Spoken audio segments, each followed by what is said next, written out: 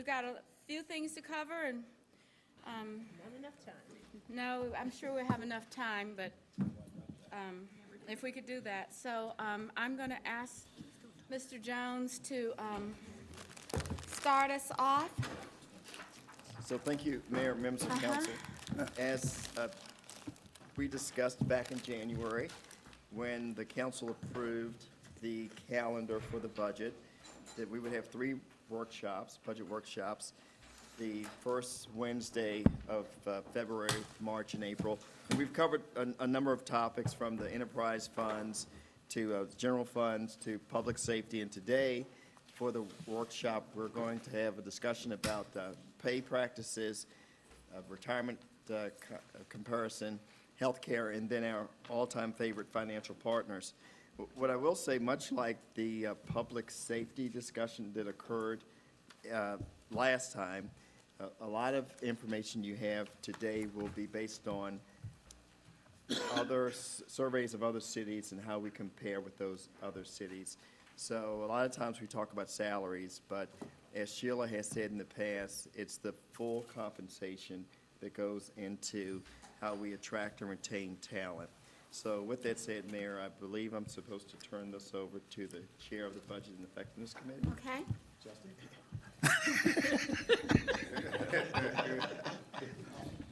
Thank you.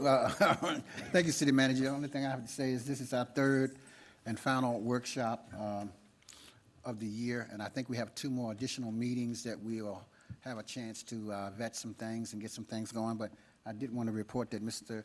Councilmember Eggleston had said he was going to be a little bit late, that he'll be arriving sometime early during this meeting. So I just wanted to make everybody aware that he will be joining us for this workshop. And with that said, we can get going because we've got a lot to cover. All right, I think that means he's tossing it back to you, Mr. So Jones. I'll turn it over to Sabrina. Okay, so first, we're just going to get right into the agenda. First, we have Sheila Simpson. She's going to start talking about our general employee pay practices. Last time, if you recall, we talked about public safety, fire and police employees. This is the second version of it. Some of the data is fresh off what we just got, so they were still crunching numbers late into last week. And then we'll move into retirement and healthcare as well. Again, there's been a team that's been working on this and surveying local cities throughout the country with our comparisons. It's a different set of peer cities, so we did get some different results for public safety, as you saw last time. I think you'll be pleased with the general employee pay practices that we have. So at this point, Sheila, you want to take it over? Yes. Good afternoon, Mayor and members of City Council. I am pleased and honored to serve as your Human Resources Director and honored to serve the City of Charlotte employees. As Ms. Joy Hodge said, I am here to review the compensation information that we received over the past year. You may recall that last year, one of the action items that we had as an organization was to go out and do a comprehensive review of compensation practices and benefit practices across our peer cities. And so today we will share this presentation, and I will start with compensation.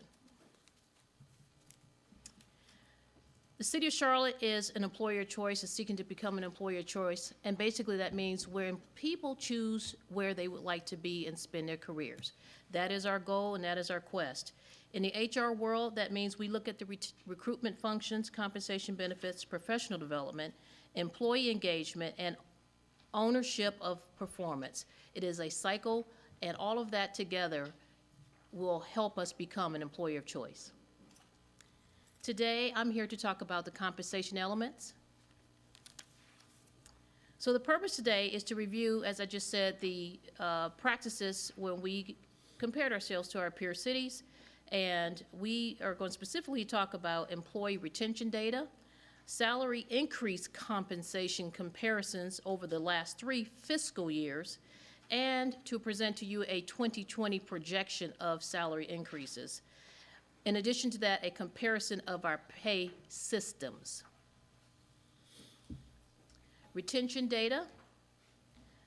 This slide indicates to you how employees retire. In the general population, this excludes public safety. annually, you can see that our retirement rate is, on average, 91 employees a year. So in 2014, there were 52 employees. In 2019, fiscal year 2019, we have 81 employees, and that is not including public safety. In terms of retirement projections, for those who are newly eligible to become retirees, when we started the years, we look at those who could have retired at any point in time they became eligible before 2020. So that means we have 294 employees in the general population who still work with us, however, are fully able to retire. In 2020, that number becomes 90 employees who will become eligible. And in 2030, you will see that number goes to 183 people who become eligible. In terms of our employee retention, and Charlotte, we benchmark against our 20 peer cities. You will see that our retention rate without retirement, so we excluded the retirement out of this population, is 5.2%, and when compared to our benchmark organization, the median is slightly over 5.6%, and so we are, if you want to say, more favorable than our peers in retaining our employees.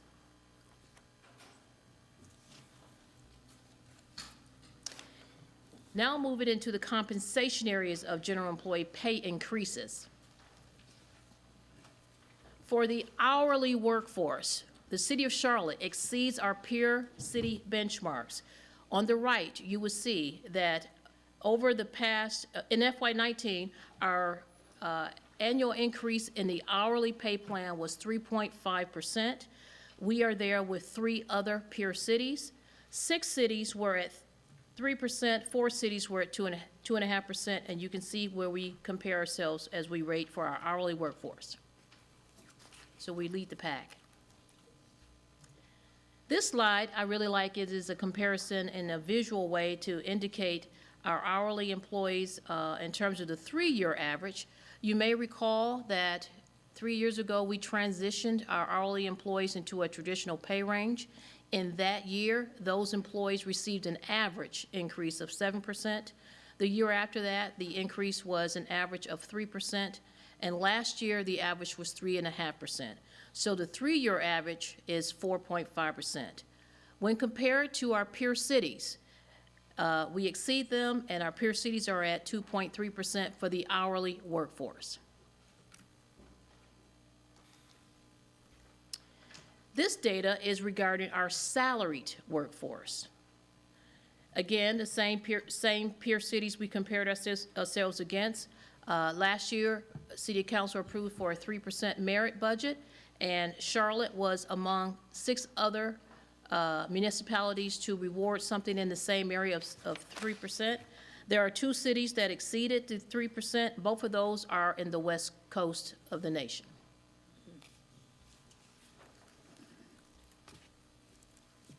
Three-year average for salaried employees compared to our benchmarks. Charlotte's 3-year average is 3%. The median of that same database is 2.3%.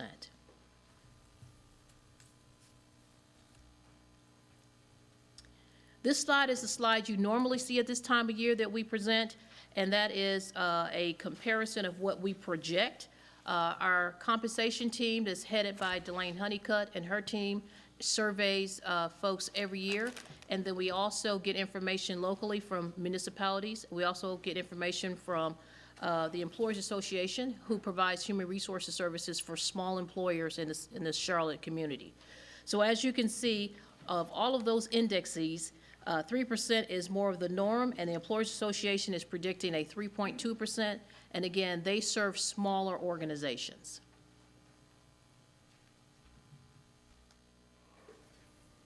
In terms of pay structure comparison, we wanted to benchmark the methodology that people use to create a pay system. And when we compared ourselves against our benchmark cities, the result is that of the 16 respondents to that question, 14 of them use the same methodology that we use. And the methodology is that we compare our middle to their middle. The City of Charlotte has 3 pay plans. We have an hourly pay plan, we have a salary pay plan, we have a public safety pay plan. 38% of our workforce is in the hourly pay plan. That pay plan currently has a pay range system that was implemented 2.5 years ago. Salary employees are in a broadbandy pay plan, which is what we call broadbandy. 26% of our workforce are salary, and 36% of our workforce is in the public safety pay plan. That is police and fire. They are on a step plan system. So the City of Charlotte has 3 systems currently. Mayor? What- Just a quick question about the last slide. A couple of years ago, we had a separate band for people making less than $15 an hour. Are they all now captured in the hourly pay plan? Yes, they are. So we've completed the process of bringing everybody up to that minimum. Yes, we did. Okay, thank you.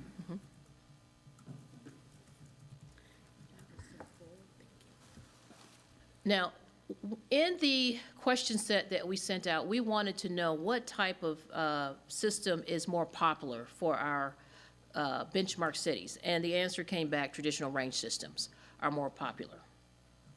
You can see that there are a few systems that use a hybrid system, and we use a broadbanding system, but I'll go further into why we recommend making a change to that system. Here. Now, in the broadbanding system versus a traditional range system, the way I like to describe it in simple words is that a broadband is wide and deep.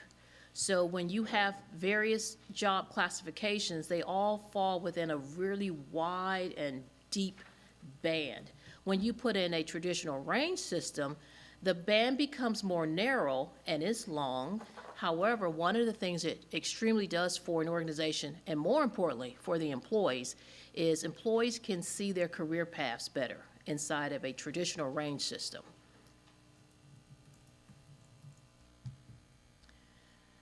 This slide is an indication of how we pay within the band. So currently, the City of Charlotte, to be competitive, we decided, over time we got here, but over time we are now paying people 90% of the middle, if I can say that. So generally when we hire, we try to hire at 90% of the middle for someone who's coming into a job, may not have as much experience. If you're very experienced in that same job, we may hire you closer to the middle of that band. On the top end is 115%. So that means if someone is in a job and they may have been here longer or their performance is truly exceeding, they may be compensated around the 115% mark of that same band. You can see on this slide how we compare to our benchmark cities. There is an outlier here, that is City F. The reason why that area is an outlier is because they use a hybrid system.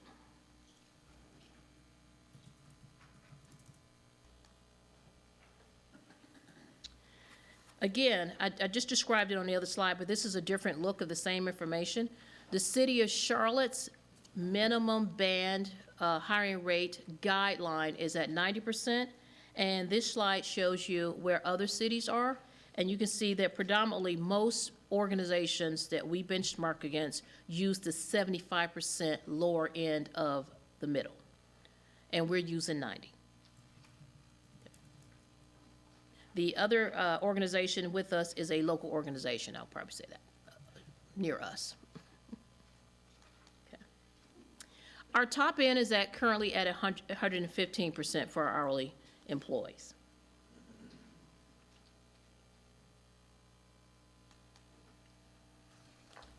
So today, one of the things we discussed at the Budget Committee when we presented was considerations for how we might want to restructure the pay structure moving forward. As I said, Sheila, before Yes, we go ma'am. that far to what you want to change, let's go back and see what the questions are about the material that you've already presented. Are there questions about the I'm going to start with Ms. Mayfield. Thank you, Mayor. Ms. Simpson, going back to the slide, Charlotte's FY 2019 increase for salaried employees is competitive with peer city benchmarks. On mine, it says 12, but I think it was a different number. I think it showed like 19 or something. Okay, keep going back.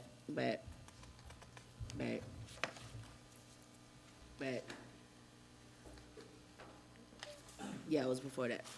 The slide? What was the title of the slide? I'm sorry.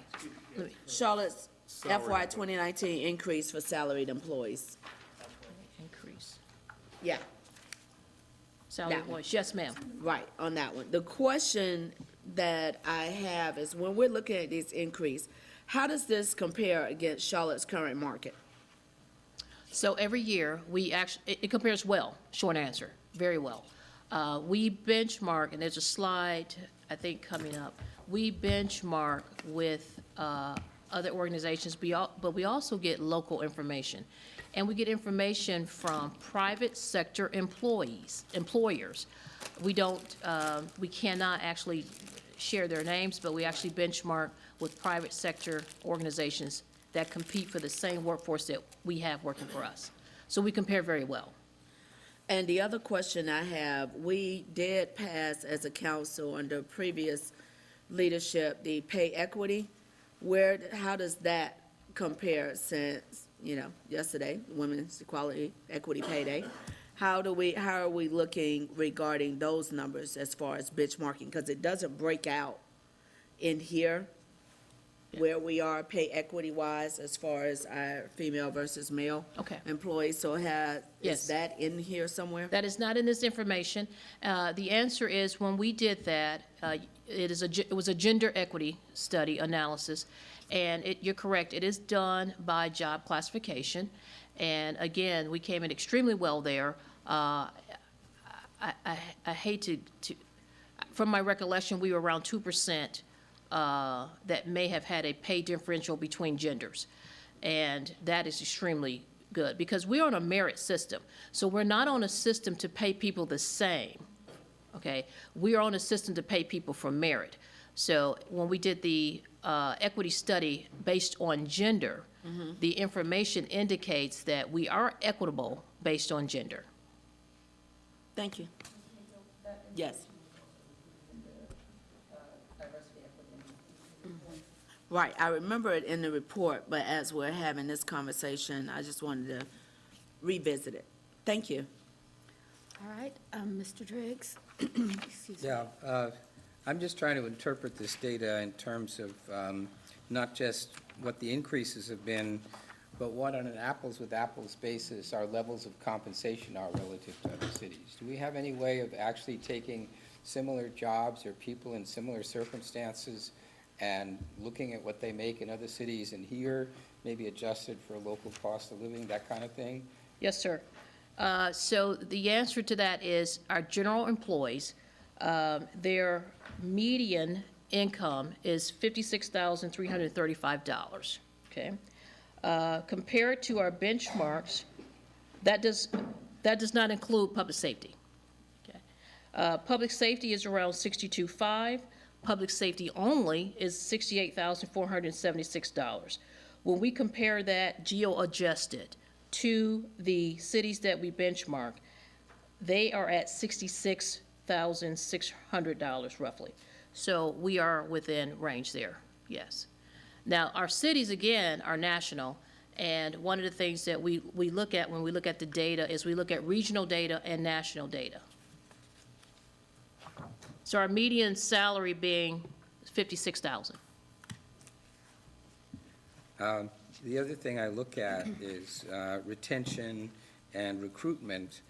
How do you measure our success in recruiting people? I know, for example, the police department has had a hard time, but among the general employees, do you have a metric like how long a position remains open before we're able to get somebody to come, or because, aside from comparisons with other cities, there's a basic supply and demand thing here, and if we are able to recruit and retain the talent we want, then that would indicate to me we're doing pretty well, and conversely. So is our recruitment strong? Yes.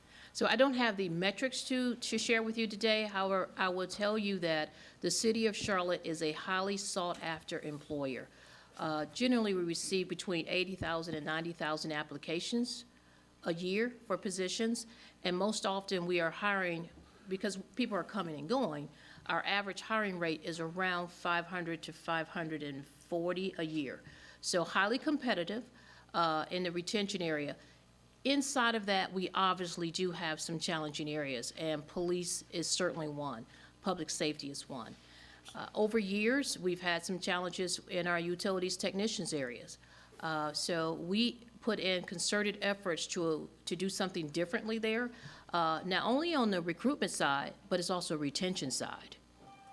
So you're right. So we continue to look at that, and we can probably provide data to help answer your question more fully after today, if you would like. Anecdotally, CATS has had problems filling certain positions. Okay, I'm think we interested need- to I see think where we you're need some headed with this, data. but I'm trying to find a Yes. context to interpret this Well, I information. agree. I think that we need to, that was one of my questions as well, in terms of what categories are falling outside of the averages. Right. What we need to know both where, in terms of recruiting and retaining, how difficult, where are there jobs that are difficult to retain, and are there jobs difficult for recruitment? And by category, I think Yes. is what I think we'd like to see that. Okay. Mr. Phipps? Yeah, speaking of retention and recruitment, can you make any inferences to the fact that you mentioned earlier that we have a couple of hundred employees that are eligible to retire but have not? What can we infer as to the reason for that? We're a great place to be. We're a great place to be. No, I'm being serious when I say that. So when we talk with our employees, one of the things our long-term employees have is they really love what they do for this community. And when you can see the value of your work in the lives of the people that matter, they continue to do it. They love what they do. They love what they do. Okay. I would like to follow up on that and actually have the data. In terms of those folks eligible, in terms of people that are retired, I would like to know how many of them come back to work. Okay? And what that means for them in terms of, how they are able to maintain, or what their salaries are. I think this, 50% or something, an amount. The retirement rules, in terms of what their earnings can be? Okay. Okay, So, and that yes, as you want, well.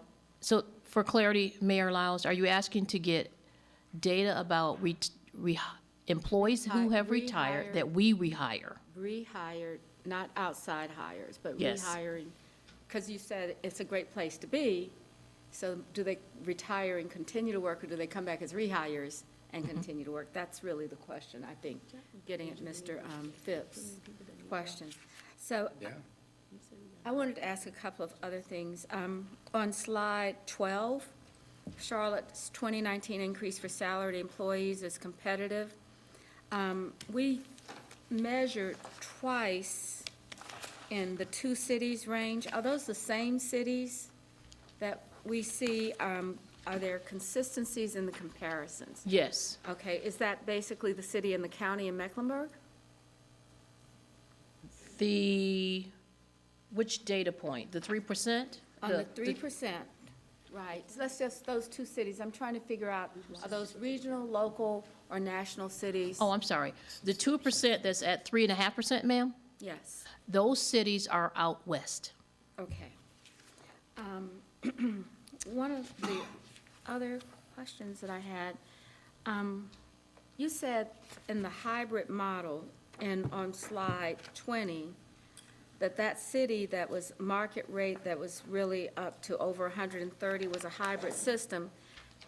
What does hybrid mean compared to where we have three different plans? What is a Yes. hybrid system versus having three different plans? They're deploying a step plan and a traditional range plan within one system. So how is that different from the three systems that we have? We deploy three different systems to different populations of groups. They're deploying two systems within the same population of group. Okay, So they're using a hybrid system. Okay, that's very helpful. And going back to Mr. Drake's question, I really would like to see by hourly salaried, as well as police, those places that you have difficulty retaining and doing it by pay plan would be very helpful. The areas, the 3 types of employees plans that we have.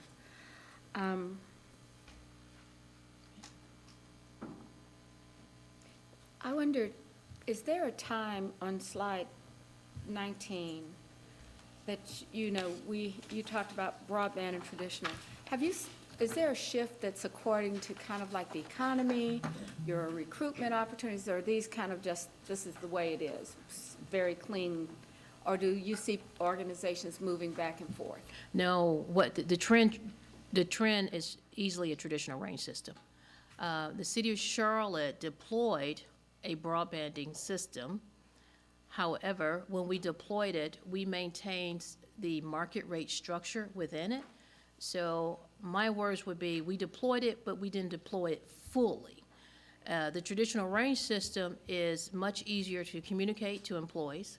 The traditional range system, as the data indicates as well, is a structure that's most commonly used in the market, not just Charlotte, but within the market, and many of our peer cities use it.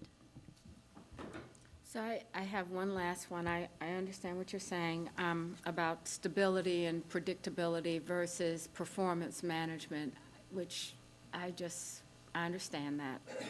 But one of the things that I wonder about, are there categories within our pay plan? I know that police and firefighters are governmental employees generally, but is it more of a practice to compare those places where we are competing with our local markets? Are there places in our organization that we really are getting out of the 90,000 people that apply? Are there categories that are applying and competing within our market, which I'm going to assume is our region? Like, do people live in Gastonia, South Carolina, Correct. Yes, Lincolnton? yes. We have that data. Okay, if you can give us that data on where people are coming. And one of the other things, this is just for information, in this workforce development area, we use the automated application system.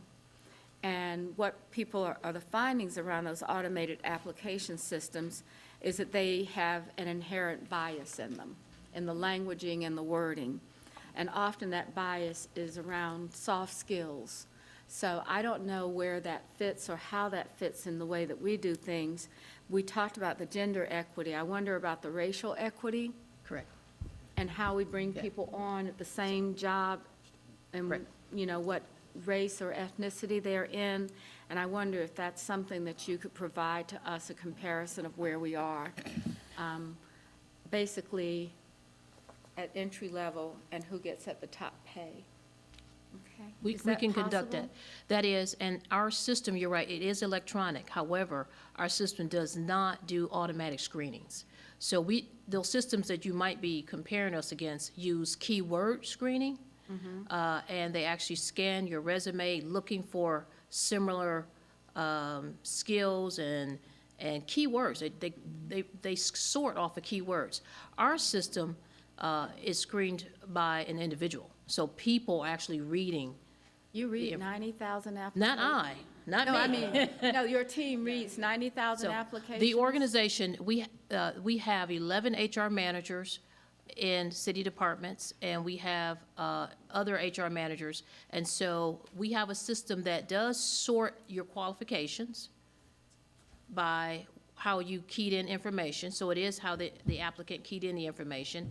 And then they will sort the applications by high, medium, low in terms of what they're looking for. And yes, they will read the applications. But We they have are people reading sorted by, applications. in some ways, by an algorithm. Culling it, though, is that what the word is for Taking some of them out if they don't. I didn't hear the question, Yes. I'm probably. taking, after the computer comes in, some applications fall out? Yes. Because of the way that you assess, that's what I heard, I think I heard you say that you might get the high, medium, and low, but some are called out. I didn't understand then, if I didn't understand that, You so. said an algorithm was looking for keywords, and then you looked at those that had the keywords? Is the We, computer, our algorithm does not use keywords. I know, but is the computer eliminating some applications before they get to somebody's desk? No. but you said it does the qualifications. Okay, so, I I'm don't sorry. understand. I really, well, you can tell us later. Just send us an idea of an answer. I may not be able to understand Okay, it. so I'll try it one more time, if I may. We accept all applications. Yes. Then the computer takes that information and identifies, based on the content of that information, if the applicant meets job qualifications. So it will put a word next to it, meets, does not meet, I apologize. So all the applications are still in the database. Then individuals will go in and go through those applications. So the computer is only sorting to define criteria that meets job requirements and criteria that does not meet. We do not have a system that takes any applicant out. Okay. I would still say that what we learned from Fuller's presentation is that a lot of the qualifications require a 4-year degree that would be suitable for a 2-year associate degree job. So again, we've got I think something that I'm just trying to bring to our attention. To diversity, equity, and inclusion? Yes. Yes, And one of the changes that we implemented 3 years ago was that to not only look at your education, but your experience. So you may have someone who has 20 years of experience, and before, we would sort that out if they didn't have a degree. Now, they're not automatically, when I say sort out, the computer would have said not meet. Today, we're saying that if an applicant has 20 years of work experience that relates to that job, consider that applicant as qualified, because we were trying to address diversity, equity, and inclusion. And yes, we can do more in that vein. I 100% agree with you. Yes. Sheila, I think what the mayor's asking is, if we have a requirement for a 4-year degree, and that 4-year degree maybe is not necessary for the job, somebody may not have applied in the first place. So if we can start thinking about what are the real skills that a person needs to do the job, we can start thinking about even the front end. Yes, sir. That's really where I was trying to go. And then, before we go, I had Ms. Mayfield and Mr. Driggs. And Mr., oh, I'm sorry, Larkin has not spoken yet, so Mr. Eggleston? 3 quick things. One, if this was covered verbally, I don't see it in the slides in front of me, but if it was covered verbally in the 5 to 10 minutes that I missed, I can get it offline. But how were the peer cities determined? The peer cities, I may have to have Phil help me with this one. The peer cities were determined by Dr. Tazar, and there was an algorithm used to compare like organizations that were like us in many ways, including geographic indicators that were statistically valid compared to the city of Charlotte. And I can have Ryan give you more specifics about how that was done, Okay. if needed. Mr. Driggs started to touch on this a little bit, but just so, I do think it'd be helpful to break out some of the data on bottom of pay range, top of pay range by department, because obviously we're not going to be the same across all our departments, but am I reading the data correctly on like our slides of 20, 21, 22 to understand that we are in a really, I know ours aren't numbered the same, but yes, starting there and then the next two, that we've put ourselves in a really good position to recruit, but not a great position to retain. That's kind of my takeaway from those 3 slides. Would you say that's fair? May I ask what slide you're The referring ones to? that you are now on the 3rd of the 3 that I'm referring to. Okay, so, Yes. And then the one so prior with- it does mean that if I'll go to this slide, Right. it means that in general, our workforce, when you look at the median of any job, pick a job, the median of that job, the salaries of our workforce falls within 90% to 115% of that job value. So when you compare that bar up, you can see that most employers we are in line with. We would like to expand that to widen that to about 125%. But Because because if I'm an employee, potential employee, and I look at that chart, then City F and Charlotte look the most appealing to me as someone starting. But if I'm been Indeed. in the job 20 years and am the best at what I do, suddenly Charlotte and City A look like the last places that I would want to be. Yeah, That's how I read it as a potential employee. right. And I guess in the places where we talk about, my final question is, it looks like we are more than competitive in terms of our increases that we've been giving, at least of late. Are our employees, do we believe that our employees are aware that we are more than competitive when it comes to salary increases? Is there any way that we're messaging that, or that we're making that known to our employees that, 3% might not seem like a lot? It actually puts us on the front edge of our competitive set. And if not, do we think there'd be value in terms of employee morale in messaging that better? I personally believe there's a great deal of value to always help educate all of us around our total compensation. So this is the dollars that you get compensated, and then next you're going to hear about other benefits that are forms of compensation.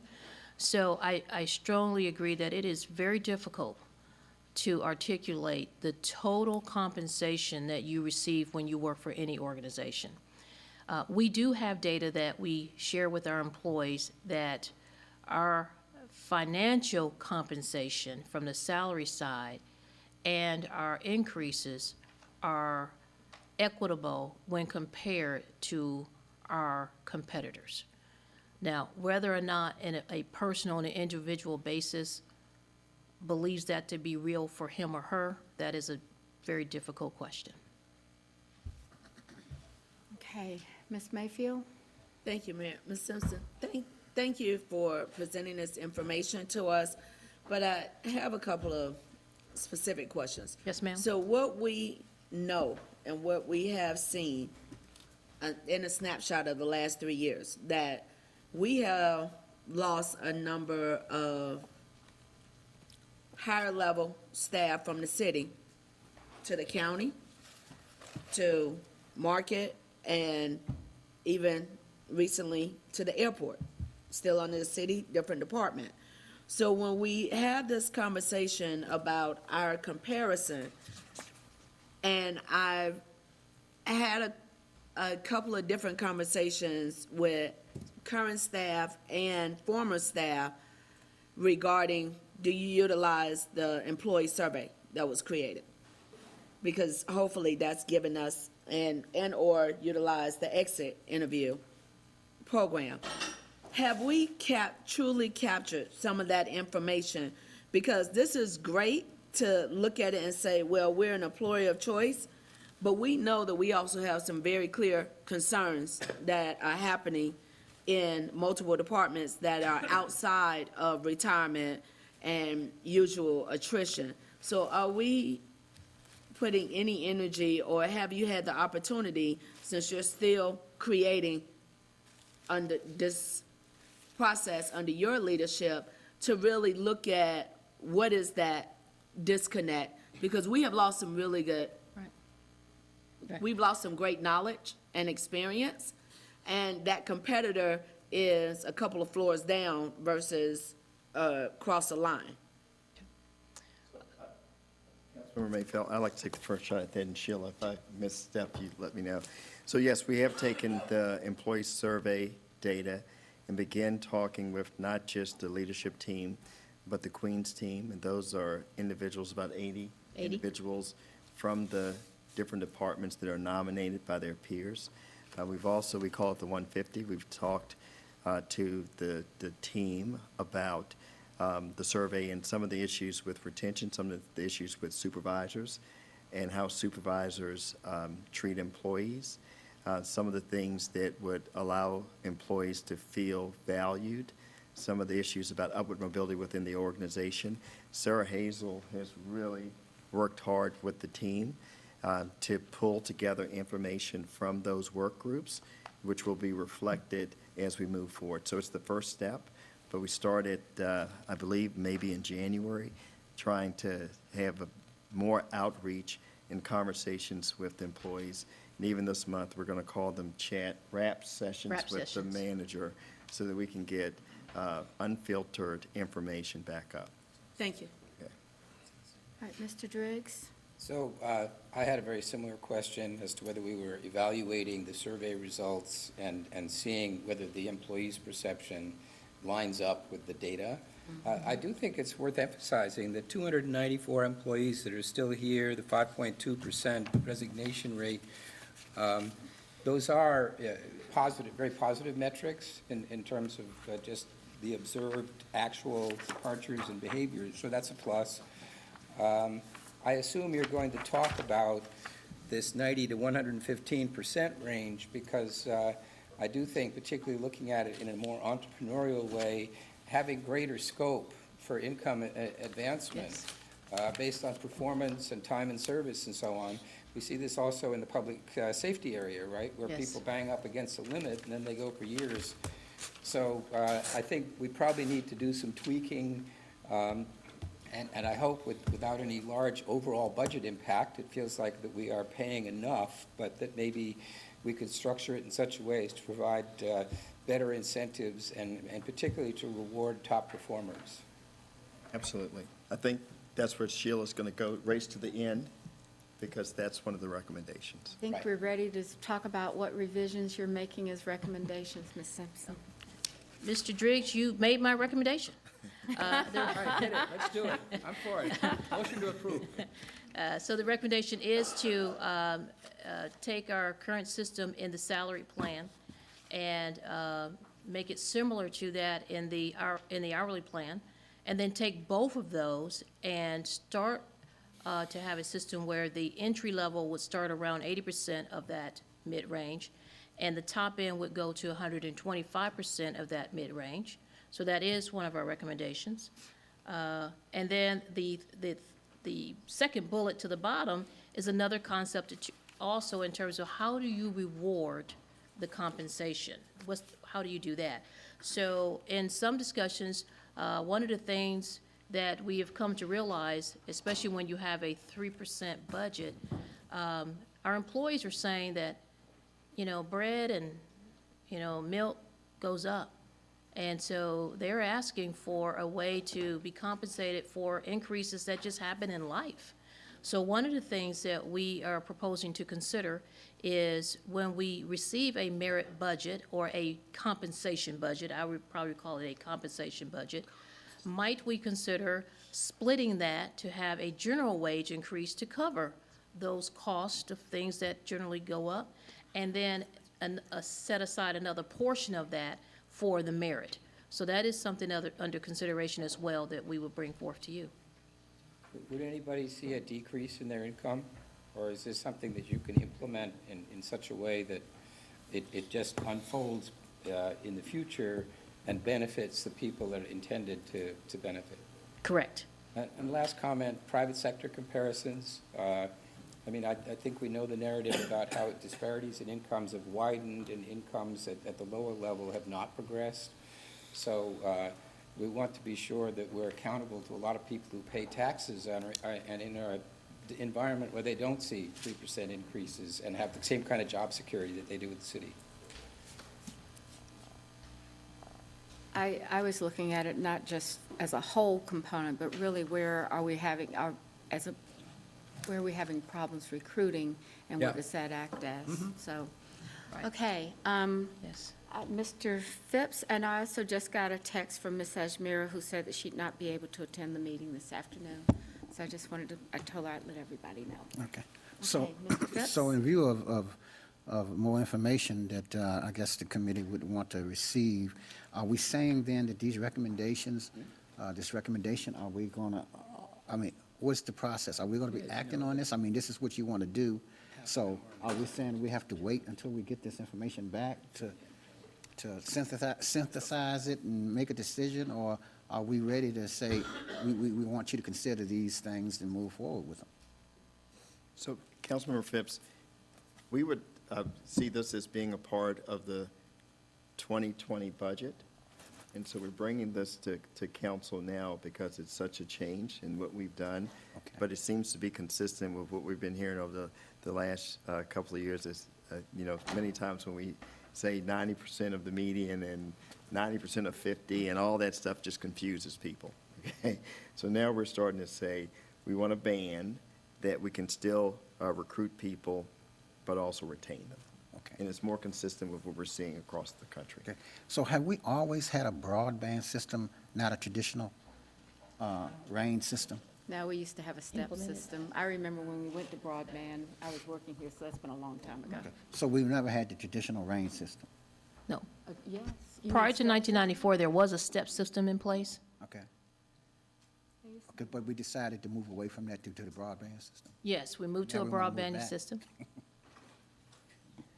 I think that's one of the questions, what are the consequences of each move? I think that's just weighing what's beneficiary, what's a benefit and what's not. Are there winners or losers? And I think Ms. Simpson said there are no losers in the conversion. I think that all of that has to be considered by the management team. Okay. But I'm sure the employees will let us know if, I'm sure they'll let us know if, Great. how, the sense of that. Okay, any other questions? Mayor, could I add one thing that Ms. Simpson didn't cover, but I think it's important. So we talk a lot about apprenticeships, and we talk a lot about some of those positions that maybe they're hard to find, the particular employees. And so I just want to just let everybody know that I'm so proud of what's happening between Sheila, Brent Cagle, Victoria Johnson, as well as Angela Lee. We're looking at all of our employees, and not just airport or water, but are there some systems that are going on, apprenticeship systems, that really work, and they should be applied across the entire spectrum. So it's once again, trying to be as one team, and Brent Cagle's doing a great job of coordinating this, and we would believe that we could show you some of the fruits of that labor in this upcoming budget also. One thing I would like to say is I know that we strive to make city government an employer of choice, but I think, in our actions over the last several years and months, that we've been pretty robust in trying to attract new companies here, so they do have a choice. Opportunities do come up that people want to do other things. So I don't know, and listening to some of my colleagues, that I'm as concerned about, attrition and people moving as some of my colleagues have expressed today in this meeting. I think that people want to take advantage of opportunities, and they do. And we got other companies coming in that some, opportunities are there. So, just these numbers are very good. So I don't know why we're trying to say that, hey. Well, I think the question was, are there areas that we see this happening? Not overall, generally, I think Ms. Simpson's accurate. People are working, but we were asking specifically, like, if it takes us 5 years to get a planning director, then maybe there's some things that we need to do differently. And I say that with kind of like that backlens, but there might be areas where we're not getting the people that we want to develop in certain infrastructure areas, and it may not always be a salaried person. I just want to know, where is it going? Right. Where are there deviations from the norm that we should be aware and make sure that we're prepared to deal with?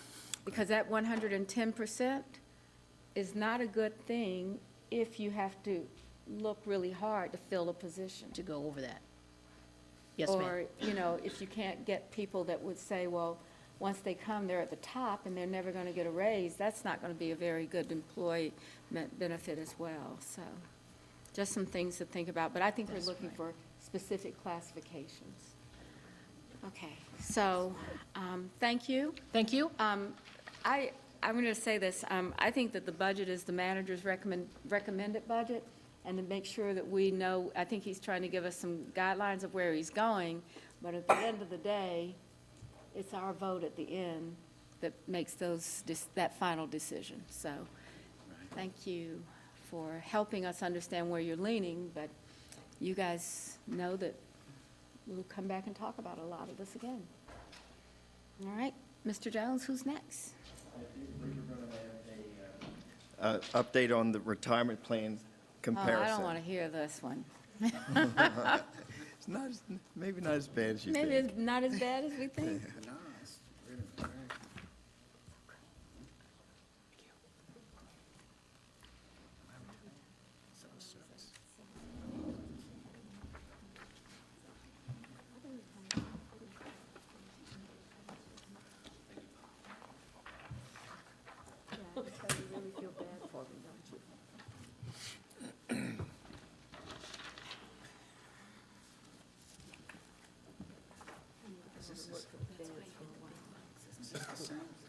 I think I got one. This is yours.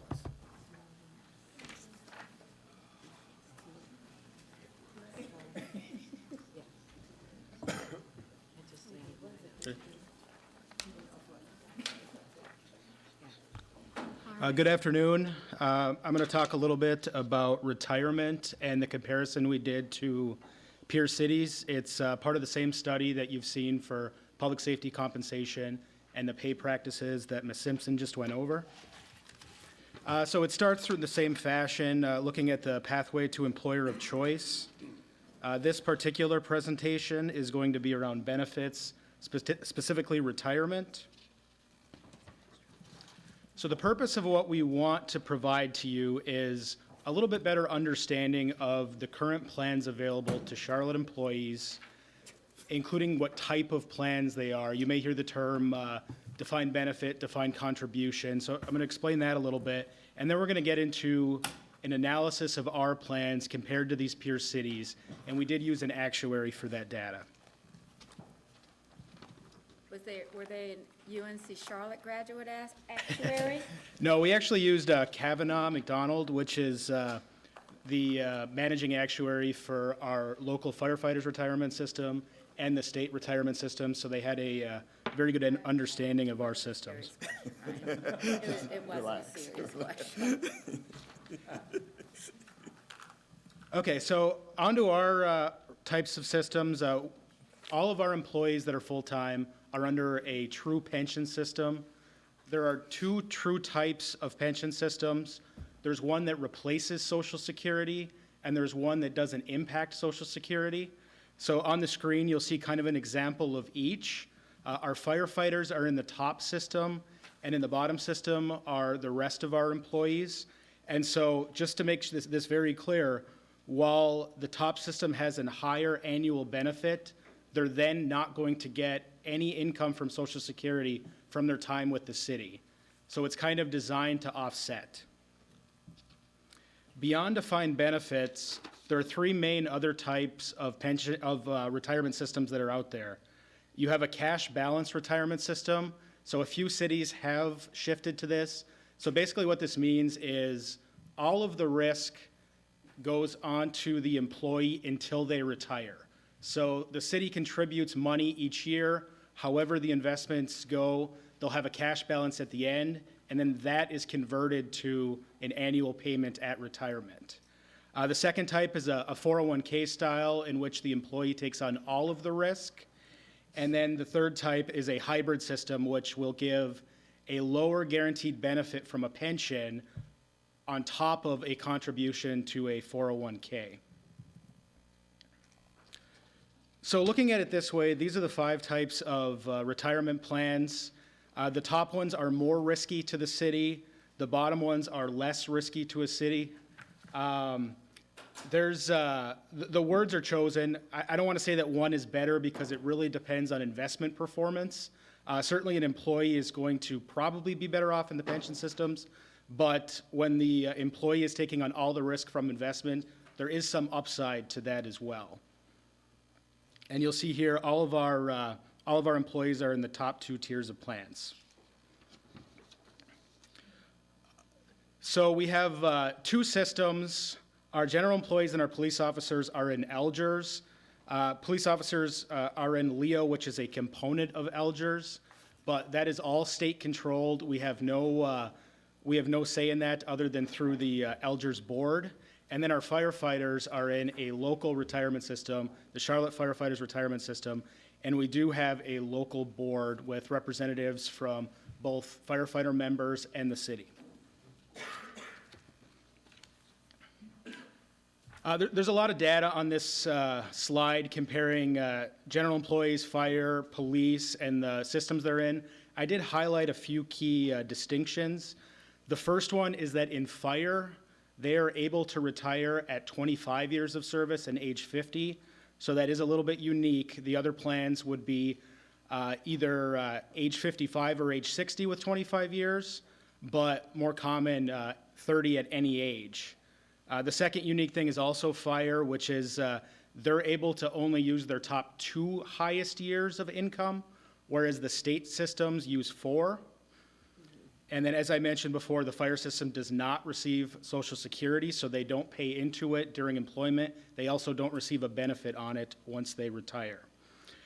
For law enforcement, there is a little bit of a unique thing that North Carolina does with a separation allowance that only police get, and I will explain that in a little bit more detail when we get into the comparisons.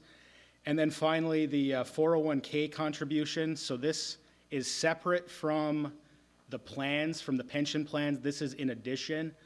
The city does 3% for general employees and fire. That is a city decision.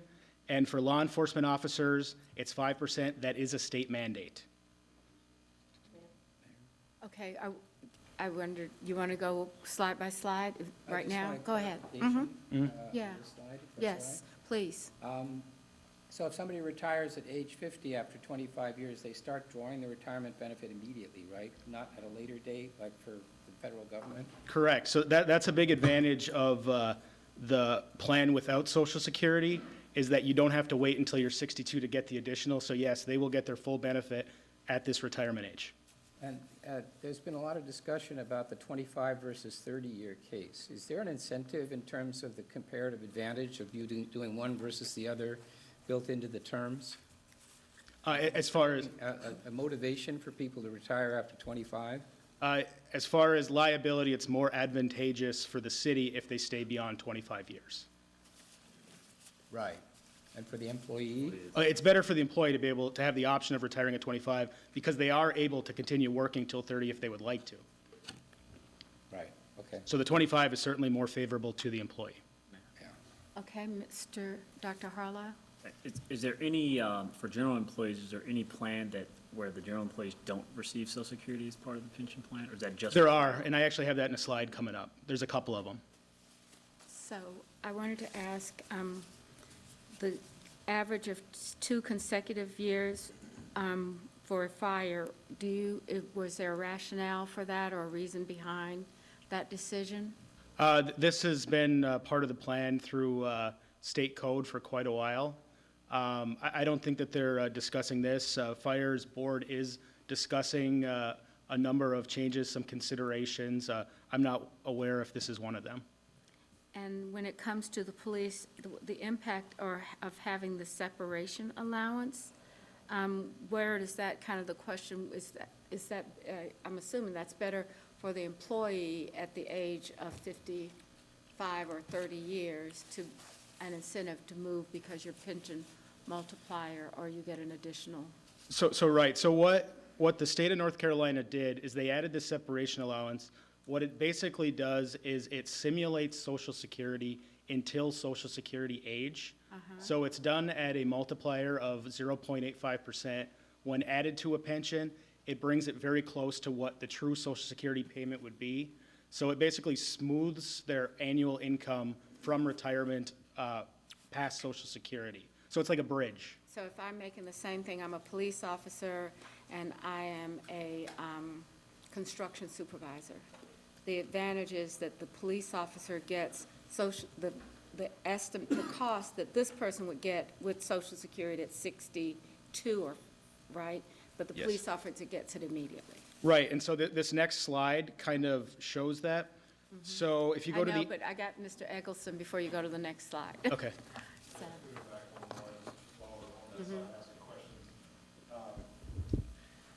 Do we have, and I flipped through real quick and I didn't see it, so if I missed it, let me know. Do we have an apples-to-apples comparison of going between these two slides? The employee contribution for Elgers is 6%, the employee contribution for Leo is 6%, fire is, the employee is contributing 12.65%. And then there's obviously the difference with putting into or drawing out of Social Security. And then on the next slide, it shows that the fire annual pension is higher. But do we have a way to look and see over the lifetime of their career, the comparison of what they've put in versus what they're taking out? Is the 54.6 for fire as the annual pension because they've put in a proportionately larger amount over the lifetime of their employment, or not? So let me answer that a couple ways. The first is you're talking about the employee contribution. So while firefighters have a higher contribution here, they do not pay into Social Security.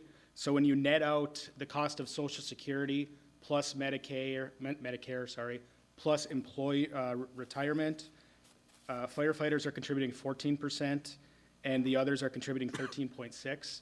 So it's very close as far as the contribution once you factor that in. And then moving to the next slide, what I can tell you is that using the same pay, it's designed so that like the law enforcement officer and the Elgers, they're very close once they get to Social Security. So in this example, a quick Social Security estimate would be about $17,000 at age 62, which puts it very close to a firefighter pension. The advantage to the firefighter is that they get it at age 50 rather than waiting until Social Security. So they're very close once you get past Social Security age. They do get the advantage, firefighters, before Social Security age. Okay. Yeah, not now, but if you don't have it, but I think it would be helpful to see, because as we look at the annual pension, obviously there's a disparity shown on this slide, but I think for the full picture, we need to factor in how much additional they've put in over the course of their career before they retire. Yeah, absolutely. And I apologize if this slide is representing that firefighters are much better or anything. I tried to note that there is that distinction, that they don't get the benefits, and it kind of evens out after Social Security. Thank you. Then I don't understand. Evens out after Social Security, does that mean like if I'm at the fire department, I get the benefit of the same amount, but as a police officer with the local separation allowance, you have that time frame. If you're 50 and you can retire as a police officer and you can collect Social Security at 62, I'm just asking so that I understand. Do you get that equal amount at the same age with the same determination, like two people, a firefighter at 50 retiring and a police officer at 50 retiring? They don't both receive the same amount until catch-up? Correct. So these aren't designed to be Don't understand. identical or anything. They just happen to be very close. So the easiest way to explain it is that start with the general employee. So in this scenario, they retire after 30 years. They're going to get $37,000. We'll say they're 55 years old. So from 55 to 62, that's what they get. Then they're going to pick up about $17,000 from Social Security, which gets them to about 55. So firefighters, while they can retire at 50, which is an advantage, but let's say they retire at 55 in this, they're going to get $55,000 all the way through. And then police officers, they're going to start at the 37, but also immediately get a $17,000 separation allowance. So they're also going to get the $55,000 from 55 all the way through. Okay. So they end up being relatively similar. Yeah, okay. So separation allowance is equal to practically Social Security. Yep, it's intended to bridge from retirement until Social Security age. Mr. Drakes? You got to go back, I think. Overtime is included in these, in the 4-year salary calculation? You say it again? Overtime, is that included in the calculation? Yes, so overtime does count for all of them, correct. Is there a cap on overtime, or is it just all overtime? Like if I work $35,000 worth? Yes, It's the still the overtime is included in all. So the impact on police and general employees is a little bit less because it's spread over 4 years, so you'd have to work a lot of overtime over a longer period of time. With fire, they see a little bit more of an impact because when you're close to retirement, you can work as much overtime as possible for 2 years, and it can really increase their pension. So when I mentioned the fire board is talking about some changes, that's one of the key things they're looking into is some kind of, something to make sure that overtime stays in line because they have had a few outliers. Have we audited that for the outliers and to come up with management policies to make sure that those are not done without some oversight and thoughtfulness or requirements? Yes, the internal auditor has looked at it, I believe, last year. I think there was an audit that was published on overtime. But it's periodically looked at, and I know the new fire chief is implementing some procedures to get overtime under control. Okay.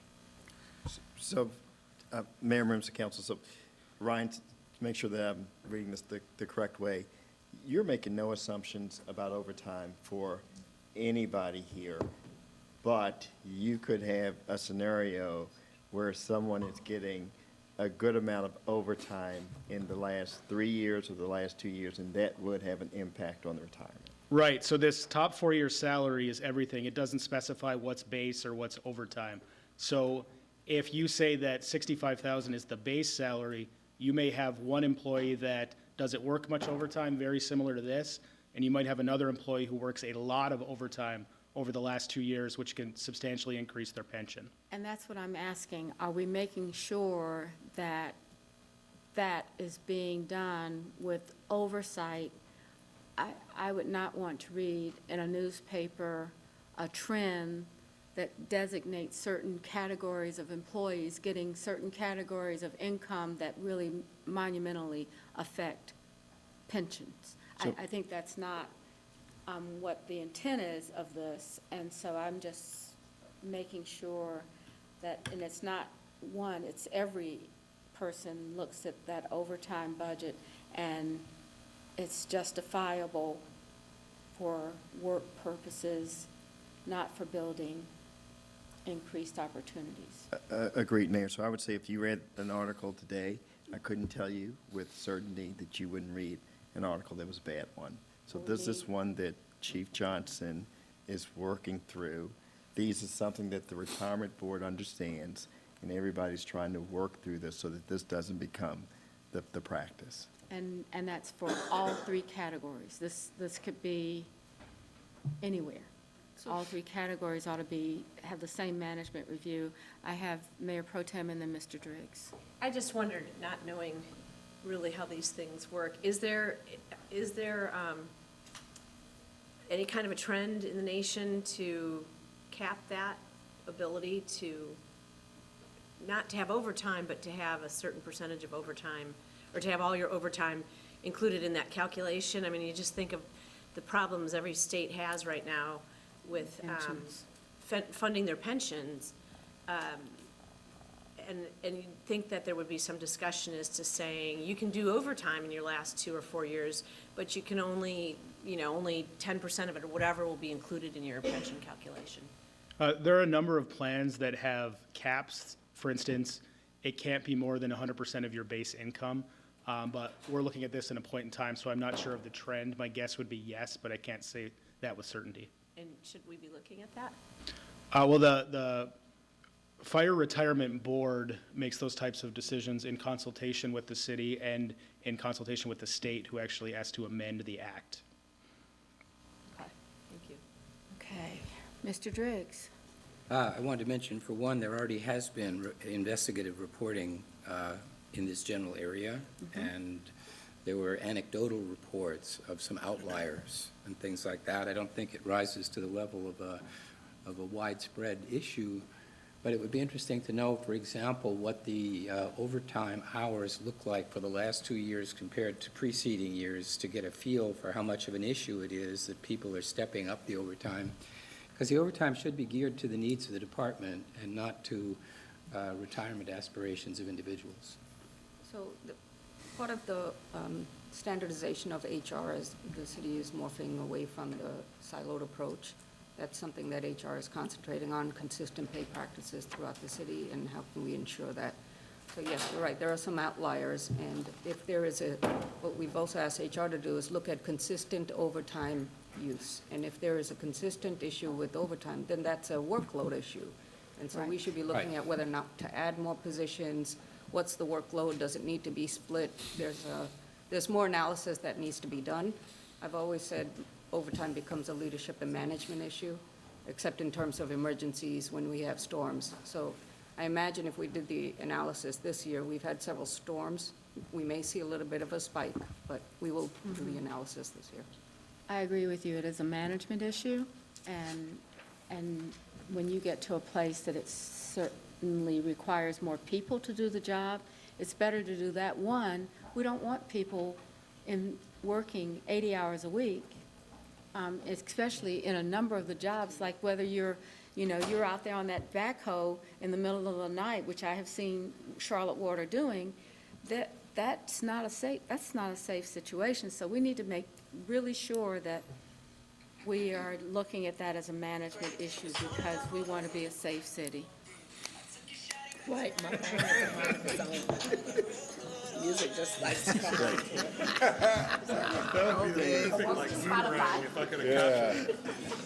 Okay, that's on our playlist today. I can never Okay. unsee that, unfortunately.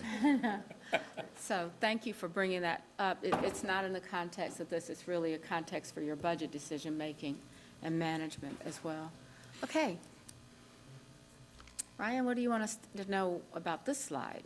Okay, so this answers the question from earlier on, are there pension plans for general employees that replace Social Security? The answer is yes. Out of this peer group of 20 cities, there are 3. So we have it broken out here between general employee, fire, and police.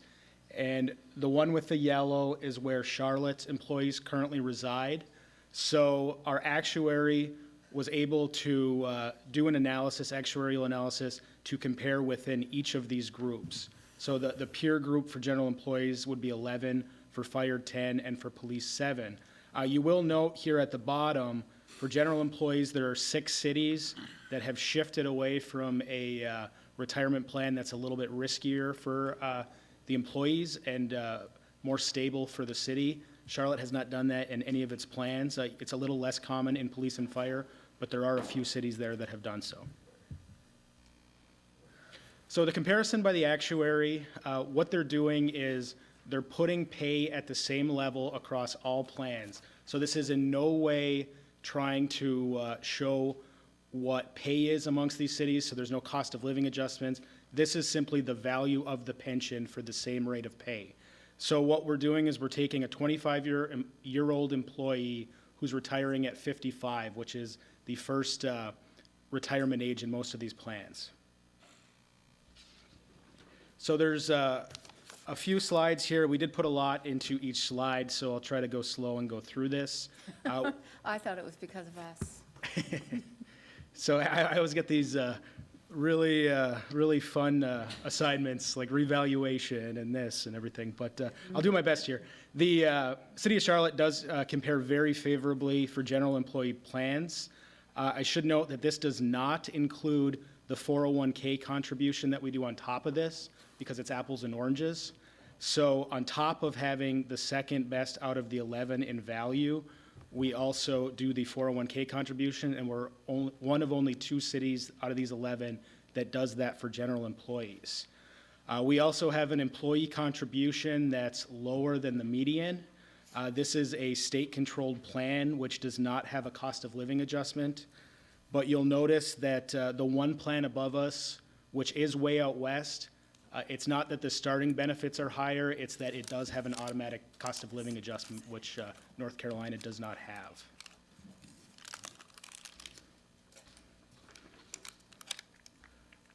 So moving on to firefighters. So I'm going to show firefighters 2 different ways, to be fair.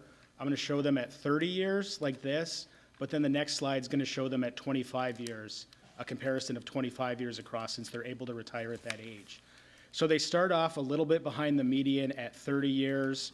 Their contribution rate's a little bit higher than the median, but they are one of 3 cities that gets a 401k contribution on top of their pension out of these 10, which helps to add a little bit of value. And then when we go to the next slide, which is also firefighters, but at 25 years, you can see that at 25 years, they do have quite a bit more value. So they're third out of 10, and you'll see that the plans above them, other than this top one, which is out west and is sort of an outlier, the other two above them have cost of living adjustments automatically built in, which is what puts them beyond the city. One thing that is not able to be factored in here was what we did talk about, the fact that Charlotte's firefighter plan is one of 2 cities out of these 10 that only uses the top 2 years. That does allow for a little bit bigger increases due to overtime at the end of the career. So moving on to police. Police starts low. This is before the separation allowance. So I will show that, the impact of that in a second. But it starts low. It has a employee contribution equal to the median. It's one of 3 out of 7 that do a 401k contribution, which would increase it. But then we look at the same slide, factoring in the separation allowance, and it does increase it. I have an example here of how the separation allowance is calculated. It's your final base salary, the years of service, and then a 0.85% multiplier. So that is a temporary payment from whatever age you retire at until age 62. And so you have to work 30 years to be eligible for that. But it does increase Charlotte a little bit. I would say that while we can't do the apples and oranges comparison, even if you only took the cash 401k contribution and assume no interest, it would actually push the police plan above the median. So while you can't build it into the study, it is something that we do that most of the police plans do not do. So the final slide, the relevant findings. Charlotte's one of 14 cities who does a 401k contribution one of 14 cities who has not shifted any of its groups to the riskier plans for employees. We're one of only 2 cities that do a 401k contribution for all groups on top of a regular pension. And then below that, it has where Charlotte's employees rank within their peer group for police, for fire, and for general employees. And as I mentioned, the ranks at the bottom do not count the 401k contributions. Mayor, Ms. Mayfield. actually, going back to the previous slide, and this is just for clarification. So you mentioned earlier, if we're looking at the separation allowance, example, we have an example out there where, since we're looking at a 3-year average, we've seen where people have worked overtime, and that overtime changed their base salary for that window.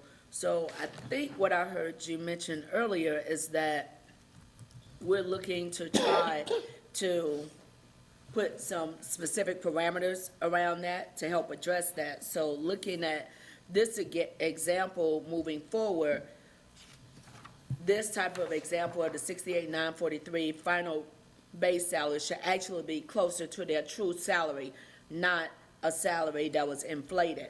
Correct. So Thank for you. separation allowance specifically, it's only base salary, and that's state code. Okay, so so separation allowance wouldn't even include if they had the overtime. Correct. Okay, thank you. Mr. Driggs? What is the mix of employee and employer contributions to Elgers? So the Elgers contribution, I do have that. In FY '20, 8.95% is general employees, 9.7%, those are for police, those are the employer contributions, and the employee side is 6%. Because the Elgers discovered recently that they were underfunded as a result of investment performance. So what is the outlook in terms of the contributions we have to make to Elgers? So our contributions comparatively are very moderate because our funding status is good. I do have that information. So we looked at 31 plans across all of these cities, and the median funding status was 76%. Our Elgers and Leo is 92%, and our firefighter is 87.6%. So because our funding status is very solid, which is 6th out of 31 on Elgers and 8th out of 31 on the firefighter side, because they're solid, the employer contribution hasn't increased a whole lot. But in this past year, from FY19 to FY20, like you referred to, it's going to go up by 1.2%, which is a $3 million impact to the general Say fund. it's a couple So it's very significant, and it's, at least in the budget office, it's actions like that we support because we know that it's better over the long term if we're able to put additional money into it to stabilize it. But it is a reflection of the fact that we are in a plan that has higher risk for the city and shelters the employees, right? Because we're absorbing the fluctuation in investment results. Absolutely. So employees in our plans, for our pension plans, assume no risk from investment return. Right. Okay.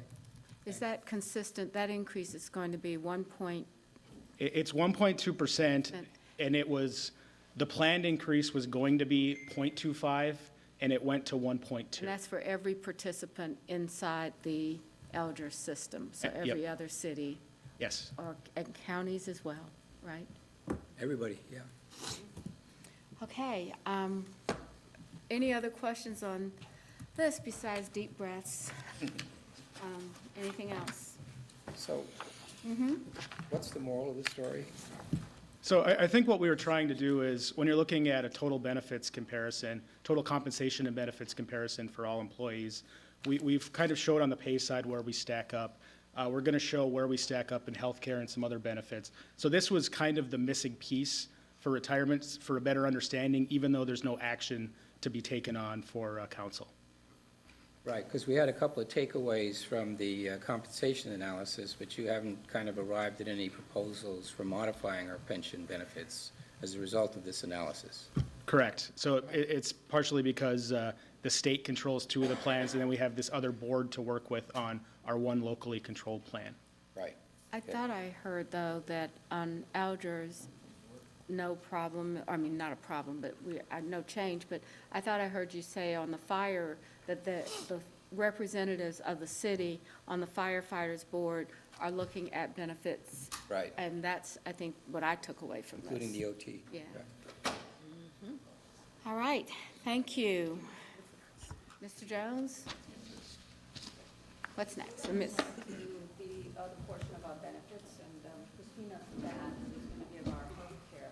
As you know, being an employer of choices, it's not just about compensation, it's about workplace environment, it's all the other stuff that we provide. So, Mr. Driggs, you asked about the takeaway. Retirement is part of the whole package that we offer our employees. Healthcare is another big one.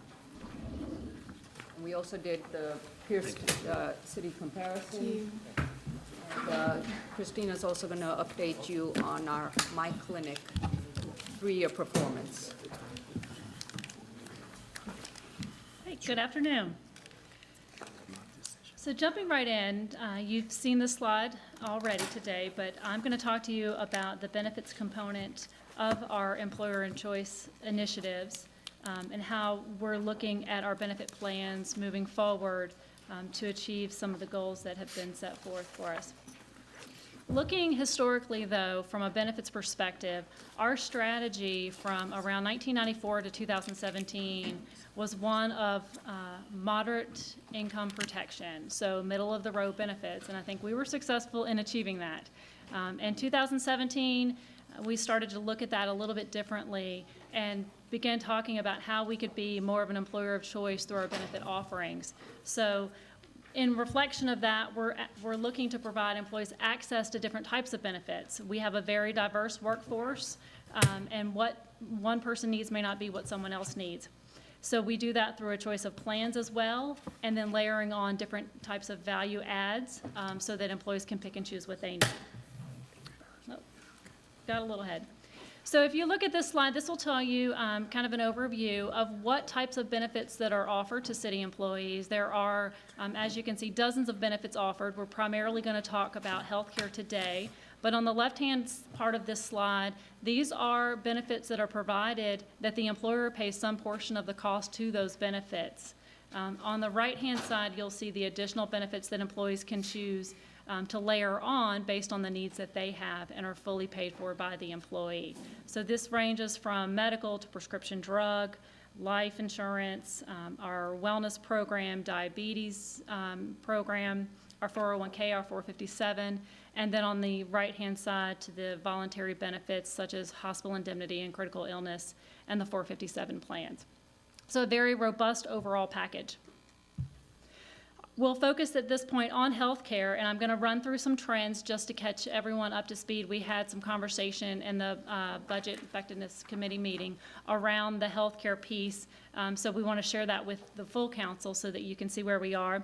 This slide shows you the medical and pharmacy trend over time for the city of Charlotte. The lighter green color is the national trend, both for medical and pharmacy, and then the darker green color is the city's trend. You'll see we've had some good years and we've had some bad years over time. Most importantly, though, the last few years have been very positive years for the city based on trend. That is primarily in part due to the MyClinics and to the pharmacy rebidding that happened in 2017. Yes, if you go back, Mayor Pro Tem and Mr. Eggleston have a question. What's that measuring? Thank you. I'm not sure what. This is measuring national medical trend across the United States. What does that mean? Cost or? So the cost of healthcare in the U.S. Cost of healthcare, not use or. No, okay. it's the total cost of healthcare. So this is the, like, average cost of what an employee is paying? No, this is the No. total cost of healthcare in the United States on average is increasing The dark, our number. over time. That's the national trend. Our number is the total cost of the city's healthcare, medical and pharmacy, year to year, and whether or not it's increased or decreased. And ours has decreased. To the city or to the employees? No, this is just a general average to city's the cost. total, the city's total cost. This is just saying national costs are going up as high as 10%, and our cost overall, and I'm assuming that's both city, the employer and the employer. It is. Cost is going down or has gone down as a trend. It is. So the total cost. It's claims data. Claims data. When employees go to the doctor and there's a bill, that's what she's saying. And then the medicines that we go and. Correct. This wasn't clear. I think it's worth explaining, the city is self-insured, so the city and the employee pay into a plan, and the plan covers the cost of the services provided, so it's those costs that are being measured. Correct. Except, don't we have, anyway, doesn't matter. Go ahead. Okay. So this slide will show you, based on our projections, we have to project premiums about a year and a half in advance.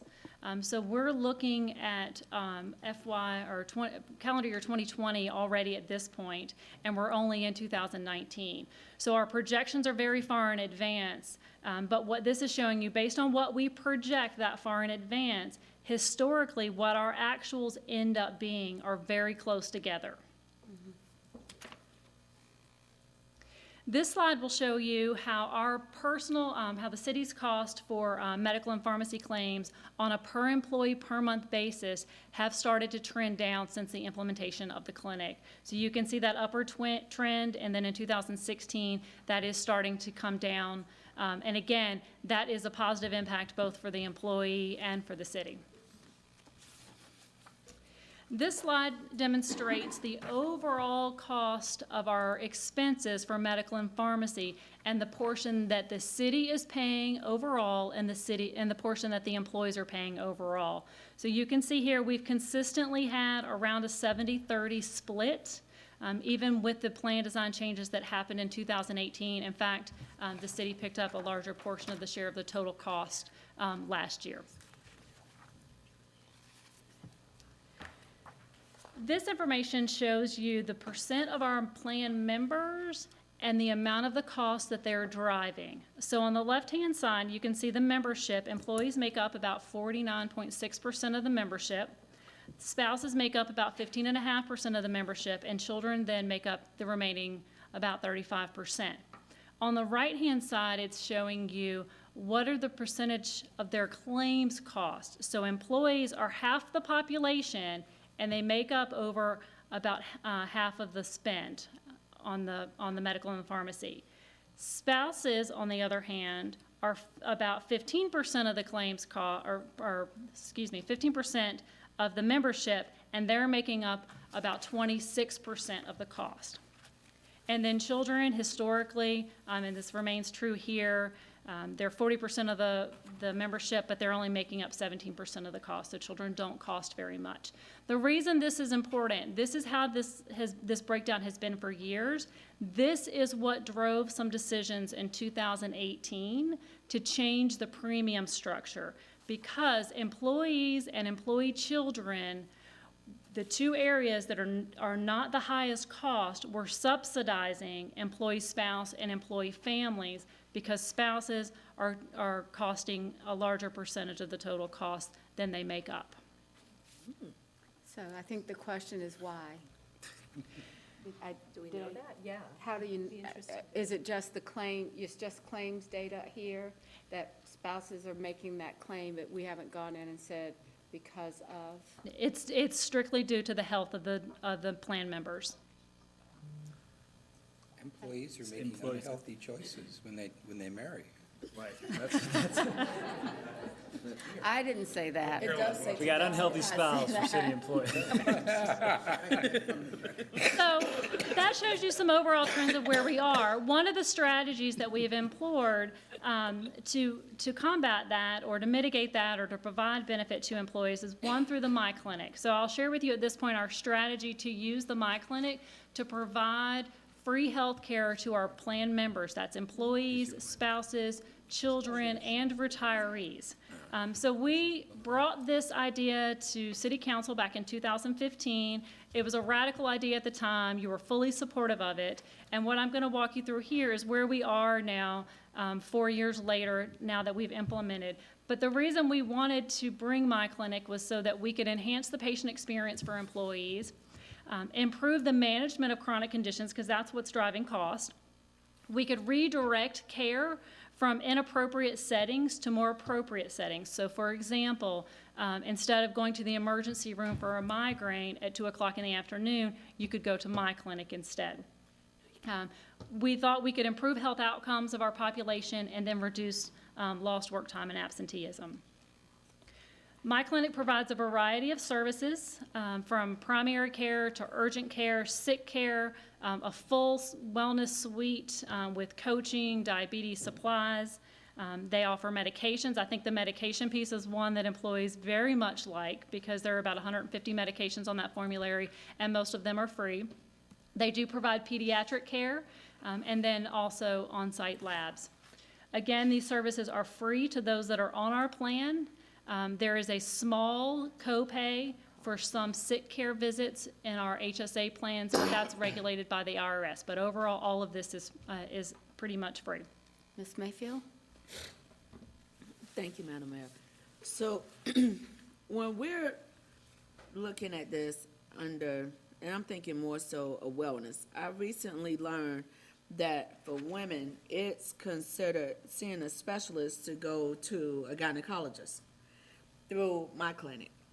Seem like that a gynecologist will fall under wellness care, not as a specialist, which creates the specialist copay amount, not either free or the basic copay amount. So somewhere, not today, but somewhere it would be helpful to understand how that change was made, because that's part of, for any woman, a part of her annual maintenance is to be able to see and whether see the gynecologist. So I'm just trying to figure out why that was considered specialist versus under general or primary.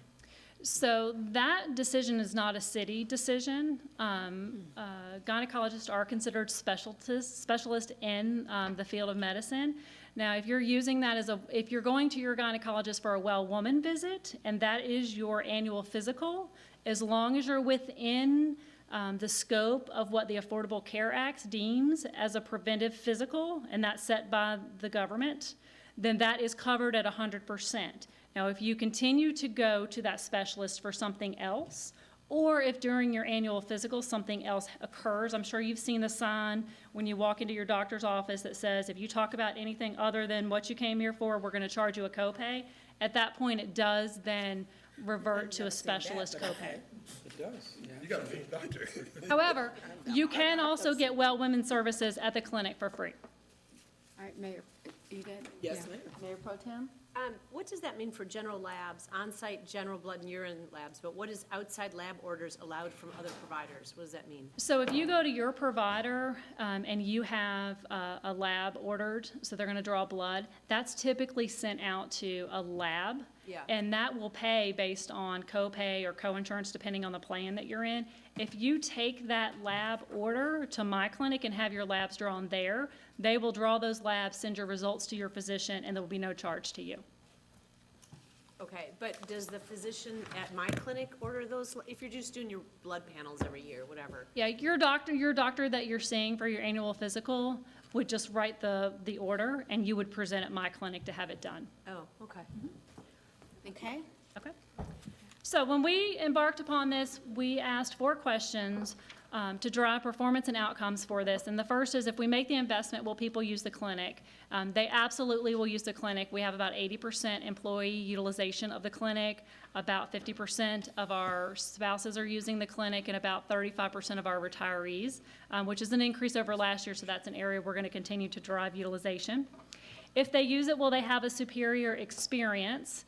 I can confirm that as well, because the utilization has steadily increased year over year. If people use it and have a good experience, are the health metrics improving? That too has come to fruition, and we can see that through that claims data and trend data. As you know, costs are going down, folks are getting healthier. And then if the health metrics are improving, has there been a savings? We expected this to take about 3 to 5 years. A little past the 3-year mark, we were able to provide some outcomes, which I'll share with you. So you can see in the top chart here, this is the impact of my clinic on medical plan cost to the health plan. So the clinic cost in 2016 were about $3.8 million. You can see over time they've grown to about $4.5 million. The health plan cost avoidance, this is saying if we had taken 85% of the services that were completed in my clinic and we had run them through the Blue Cross Blue Shield plan and they had been paid out into the community, this is what it would have cost the plan.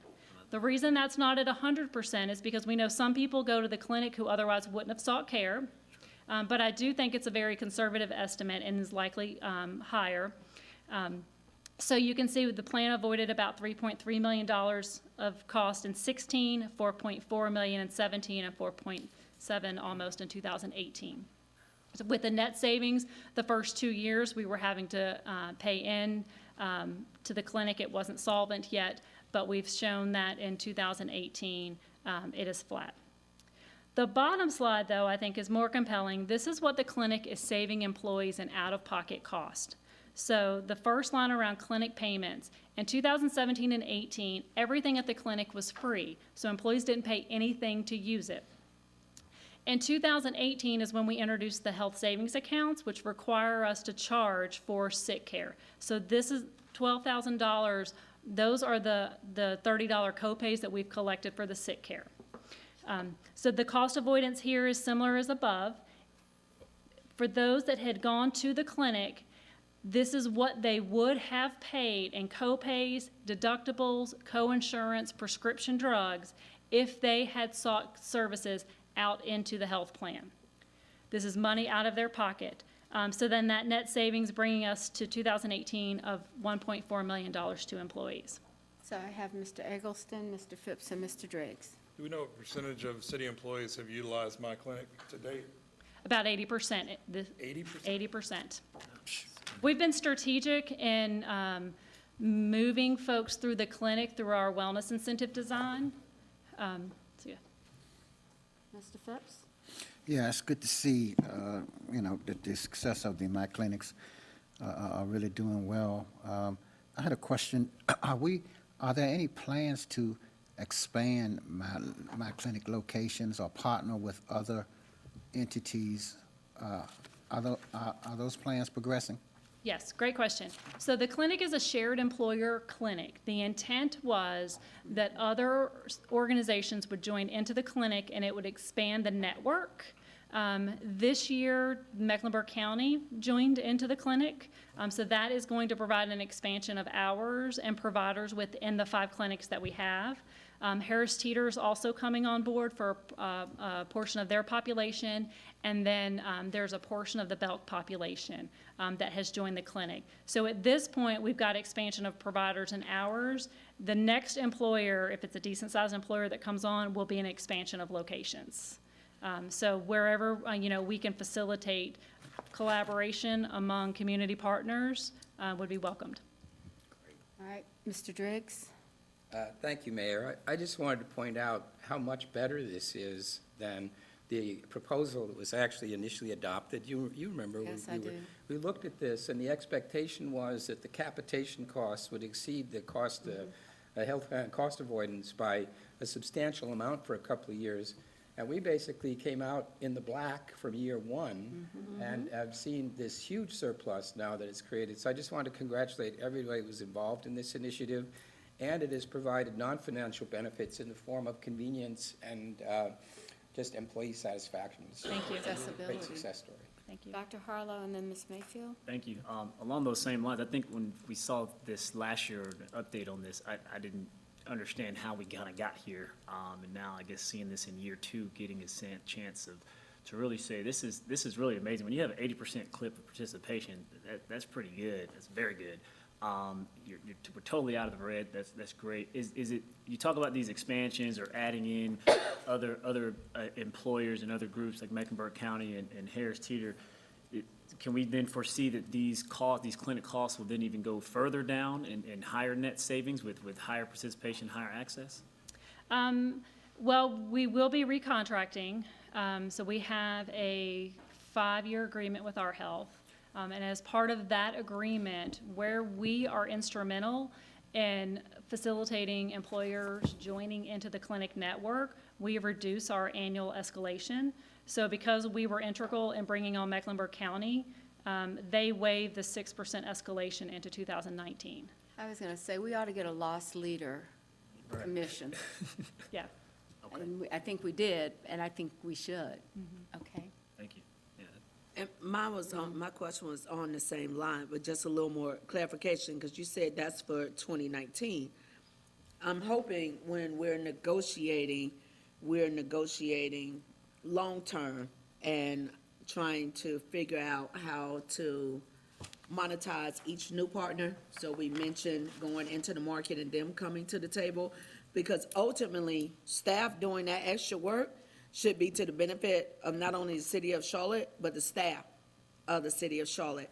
And having a 1-year versus that 5-year contractual agreement, I think will be really helpful to justify why we're working so hard to get these other partners to come to the table. Thank you. Did you have another comment? I did, another question, I Yes. just totally forgot, sorry. Are we getting I appreciate the graph around, the percentage of members participating, dependent spouses, and the percentage of claims. Does that percentage of claims data get more detailed in what the claims are? Like why are people seeking care? Is it more emergency care, or is it more for wellness visits? That's not in this presentation, but we can certainly provide that. We do have that information. I just, as I guess, I would be curious about that. I don't care, I don't know if anyone else cares about that, but I'd just be interested to see, because, the cost for emergency care is just more expensive generally than the wellness. Yeah, we actually reduced our emergency room utilization year over year with the implementation of the clinic.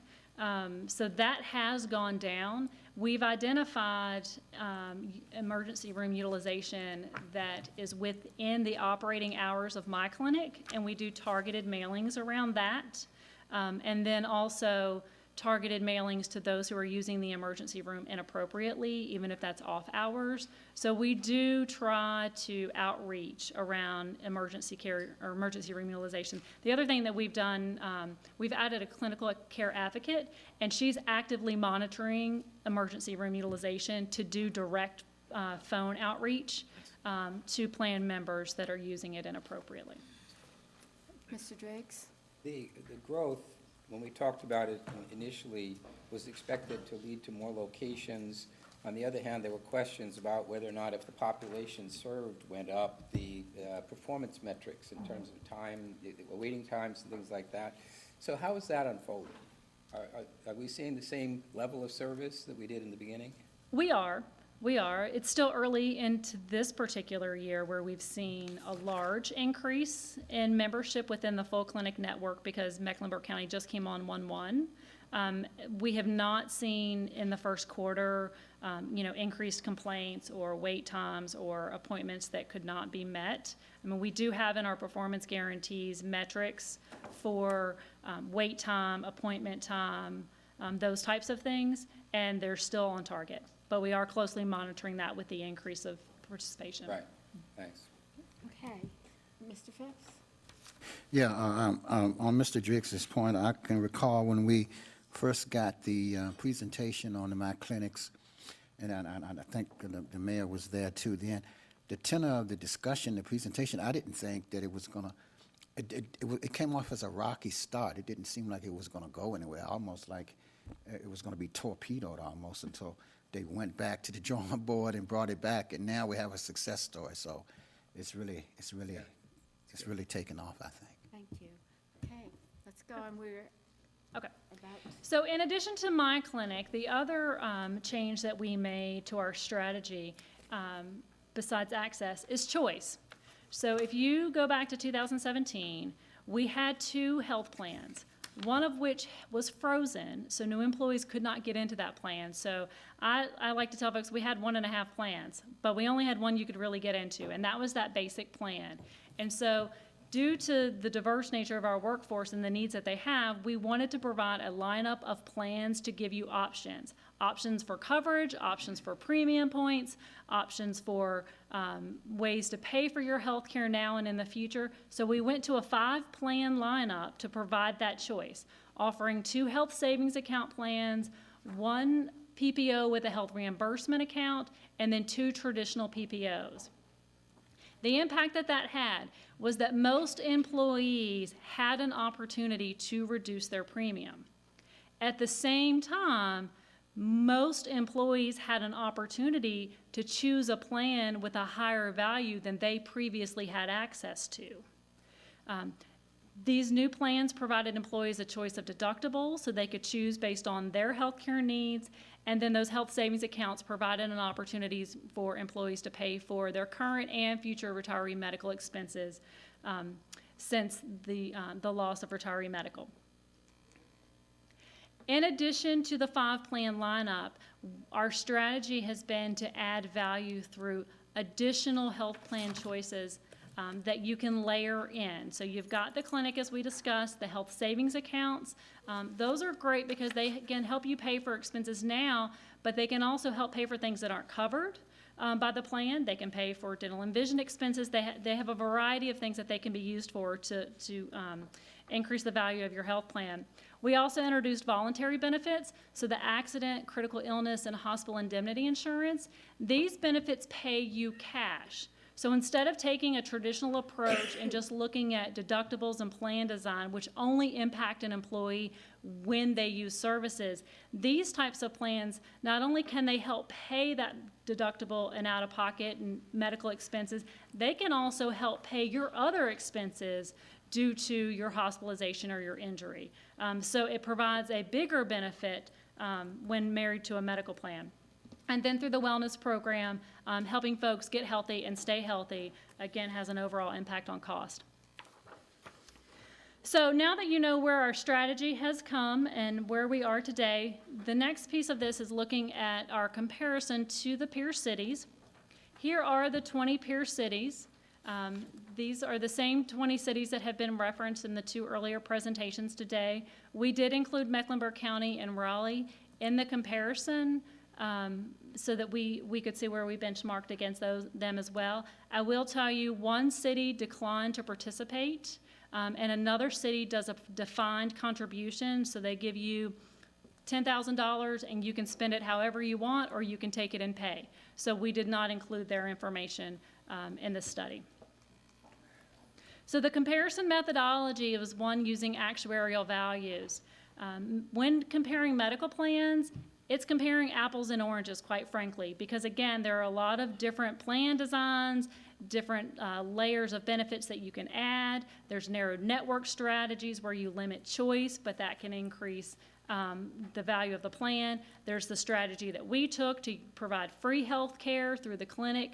So the actuarial value is how you get down to the best comparison that you can get of medical plans just based on plan design. So what this means is they're taking, on average, a health plan's total benefit and comparing it to another health plan's total benefit in terms of what it would pay. So one plan may pay 90% of the total cost, another plan may pay 80% of that total cost, another plan 70 or 60% of the total cost. But again, it's only talking about the plan design, deductibles, coinsurance, copays. It's not talking about any of the other components that could add value to a plan. What I've provided for you in the middle here is the Affordable Care Act tiers, just to give you some point of reference. So on the healthcare marketplace, those plans are evaluated by their actuarial value. And they have a bronze, silver, gold, and platinum status based on the value that they have. So the bronze plans out there on the exchange are ones that are providing minimal level of benefits, but essential benefits. Those in the silver and gold, at 70 and 80%, are providing moderate level of benefits, and then those on the platinum are providing a very rich level of benefit. And the footnote here that the clinic value is not included in the comparison that we'll walk through, but it is estimated to add about 4% of value to the plan. So you can see here the city's 5 plans for 2018 and the corresponding actuarial value. So Plan A is at 74%, Plan B at 86%, Plan C at 75%, Plan D at 70%, and Plan E at 80%. So all of our plans fall within the ACA silver or gold tiers on the exchange. There were some plan enhancements that were made in 2019 that increased the actuarial value of Plan D. For the purpose of this study, only 2018 plans were compared. So some enhancements were made in 19, which would improve our position at this point. What's not included is that free health care that you're getting at the clinic. What also isn't included is the hospital indemnity and accident plans that will help you pay your deductible and your medical expenses, and then the fact that our plans have broad networks. So many of the plans that were reviewed have narrowed networks. You can only go to one hospital, you can only go to this group of providers. Our plans provide choice. You can go to both hospital systems, and you have a very large network that you can choose from.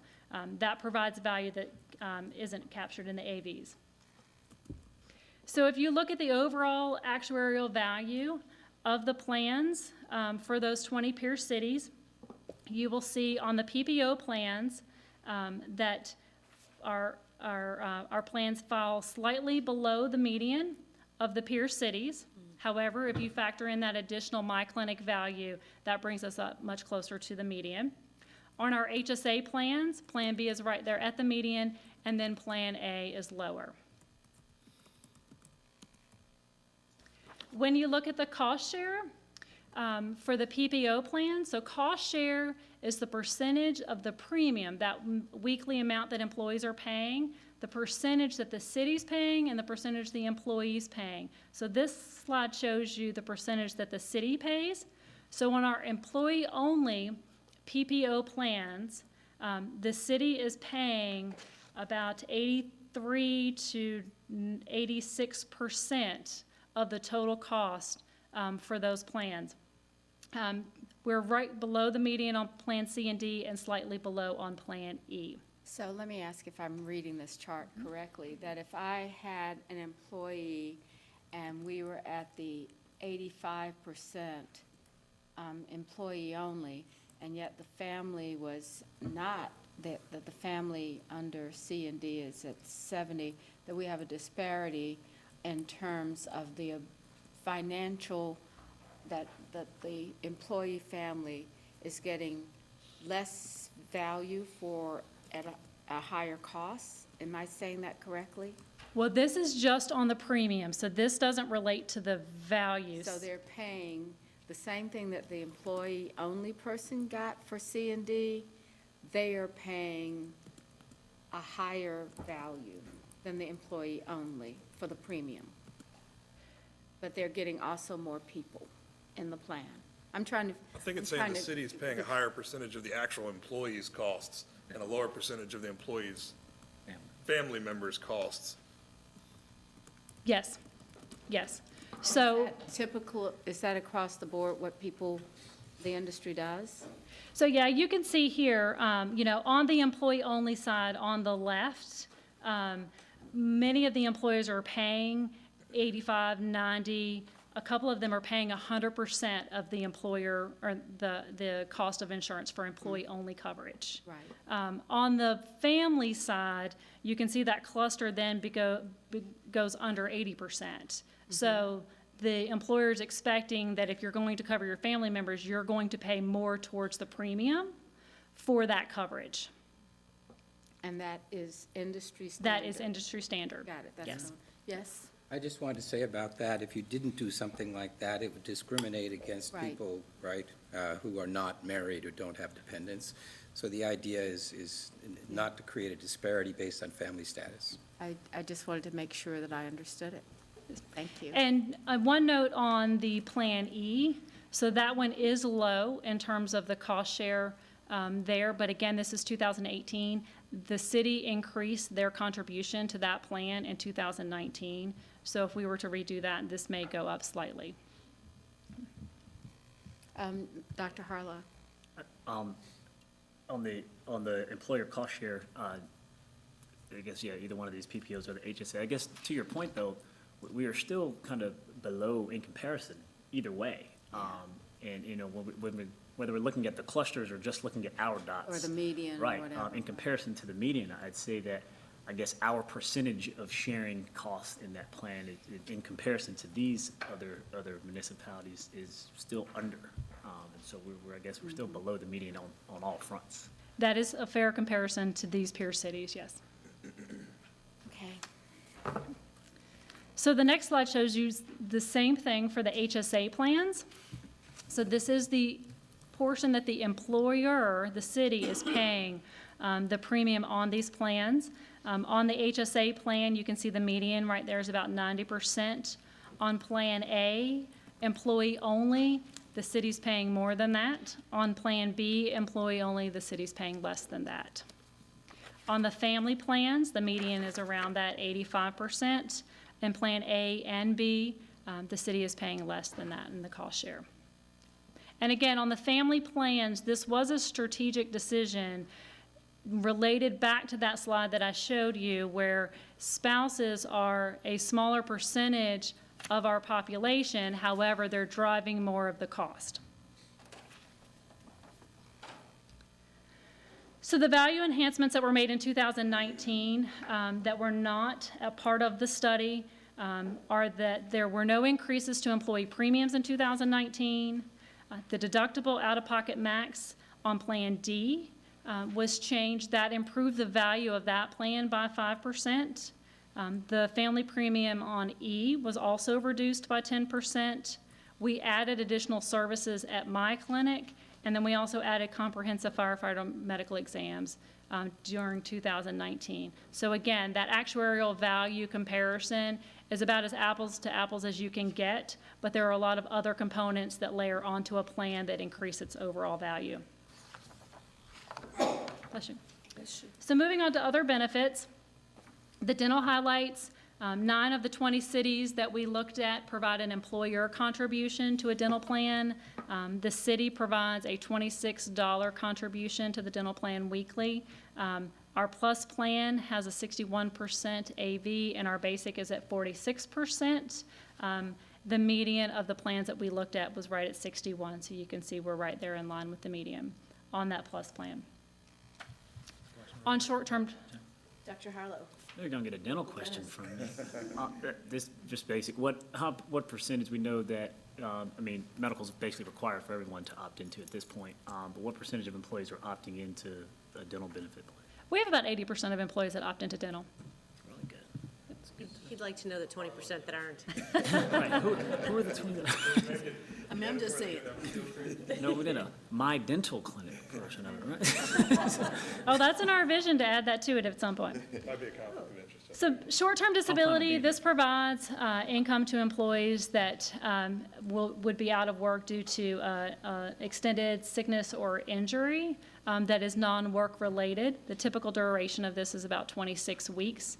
Charlotte pays 100% of the premium for this benefit, so employees are provided this as a benefit to them, and we are only one of 3 cities that are paying the full cost of this benefit. Our current benefit in 2018 during the study was that it was 50% of weekly earnings. It now in 2019 has been enhanced to 60% of weekly earnings. Our basic life insurance benefit is also paid at 100% by the city. 19 cities in the study also pay 100% of that basic life benefit. Our 2018 benefit was 2 times annual salary. You can see here there are 3 that offer 2 times annual salary, with 11 offering less, and 5 offering a flat amount. On vacation leave, you can see the median at the top, and then Charlotte right there underneath. So the first line is showing you the hours that you accrue when you start employment with the city. So in your first year of employment, you would accrue 80 hours. At the 10-year mark, you would accrue 144 hours. And then for the city, at the 14-year mark, you would begin accruing 160 hours. We are off from the median here. However, what was not looked at was what was the max accrual time period. So for some of these cities, you would hit the max at 20 years or at 25 years. The other thing that was not looked at with these cities is there a max payout? So the impact to the organization when you leave, whether that's termination or retirement, we're paying out your vacation. So that may be one reason why this has been set at 160. Mayor, Yes, ma'am. clarification on this. Are we also looking at, some companies have basically use it or lose it? At the end of the year, you get maybe 3 more months into the next year to complete that vacation time. But I believe, I don't know if it's all over the city or just some departments where you can accrue vacation, and that's where it can be a challenge with having a payout. Are we having conversations, and it may be a question for the manager's office, to not be able to accrue 144 hours of vacation time, and then when you retire, that either have to be paid off, or the last year of work, they just, okay, here's my vacation slip, I'm gonna take these next 3 months off. So you can only carry over 2.5 times your accrual. So there is a cap on it. Okay. Anything that's beyond that then converts to sick leave. So you don't lose it completely, but we don't pay out sick leave for a mass payment. So your sick leave then can be used towards service credit at the time of retirement. What does that mean?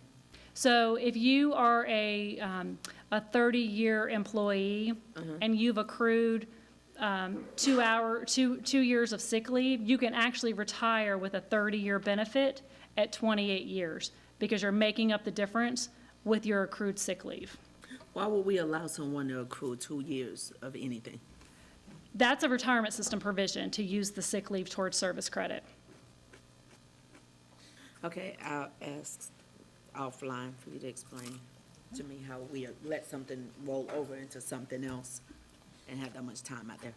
So Christina, you can correct me if I'm wrong, but also when an employee, if they're about to retire, when they cash out vacation time, that also counts towards the base calculation for retirement. Yes, Up to how much? All of it or part of it? Yes. Maximum? yes. Okay. I read this article about the companies that are no longer saying you have vacation time, it's take as much as you want. And they found out that people weren't taking very much at all. It's after giving them unlimited, they worked all the time instead. It's human behavior, it's amazing. That would not be a problem I would have. Okay. Okay, so moving on to sick leave. Within the comparison cities, you can see here, We're in that tall block here. There are 13 cities that provide 12 days of sick leave annually. So we are well within range. On parental leave, we provide a 6-week paid benefit per calendar year.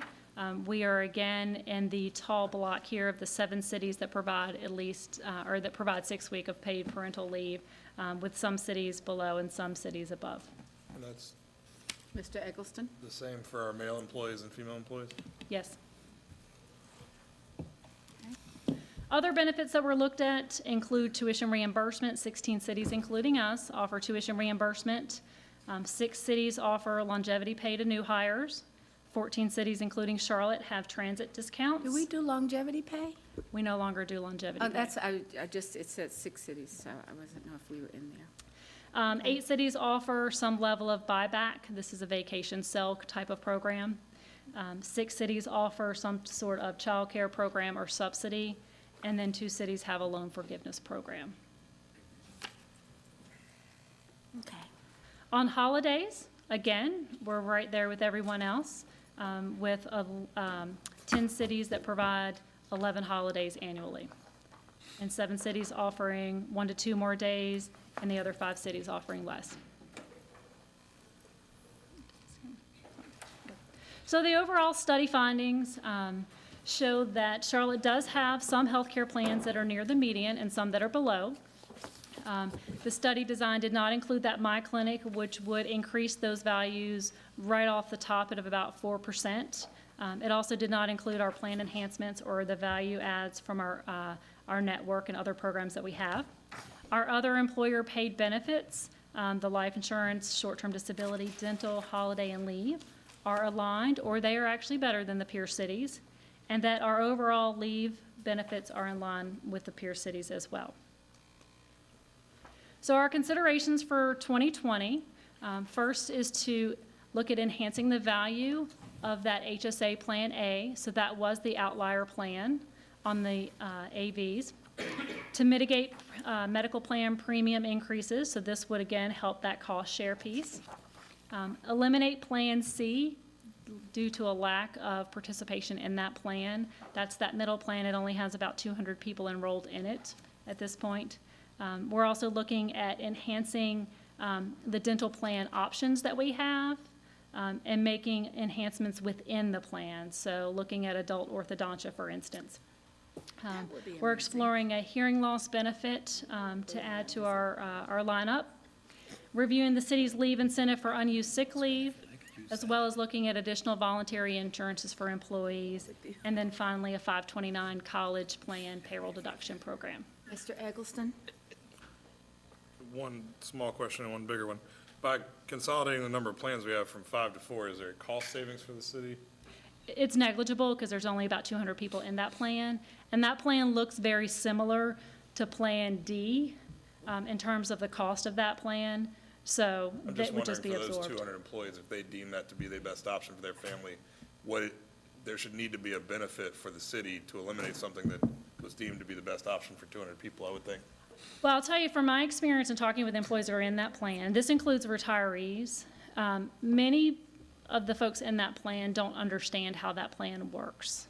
And so they've gotten into a plan where they thought they had first dollar coverage like a PPO would have, but this plan has a health reimbursement account, and so they end up calling us mid-year wanting to change plans, and they can't because they misunderstood how that plan worked. I think, that plan was initially pitched because we were on the fence of going straight to health savings account. So that was kind of a baby step plan.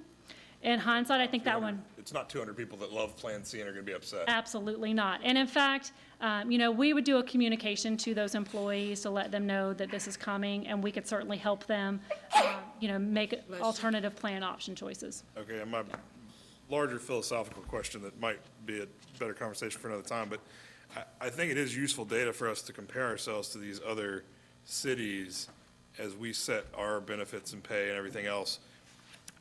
I wonder how frequently we compare ourselves to the private sector in Charlotte, though, because I would think that our employees are less likely to compare what they make to what someone in Omaha makes or what someone in Columbus, Ohio makes, and more likely to compare their benefits and pay with their neighbor who works for Bank of America. So, and certainly in terms of who we are going to attract people from and lose people to, it's more likely, I would assume, private sector in this region. So how often does that go into the research that we do? Or for health, that's maybe more for the manager than for you. So the last time we did a full bin val for benefits was around 2011. So it's been about 8 years, and that was looking at the private market around Charlotte, along with a couple of the competing municipalities. This study was designed to look at the peer cities. I think at this point, the conversation becomes, where do you want the strategy to go and the comparison to be looked at? Okay. Okay. So, I have Ms. Mayfield next. Can we go back 2 slides? Yes, ma'am. Okay, so we have a slide that you don't have up there, that's in here, and that's that breakdown of other benefits. That slide? That's the one I was looking for, so it's 3 slides, thank you. So looking at this breakdown of other benefits, the longevity pay. So,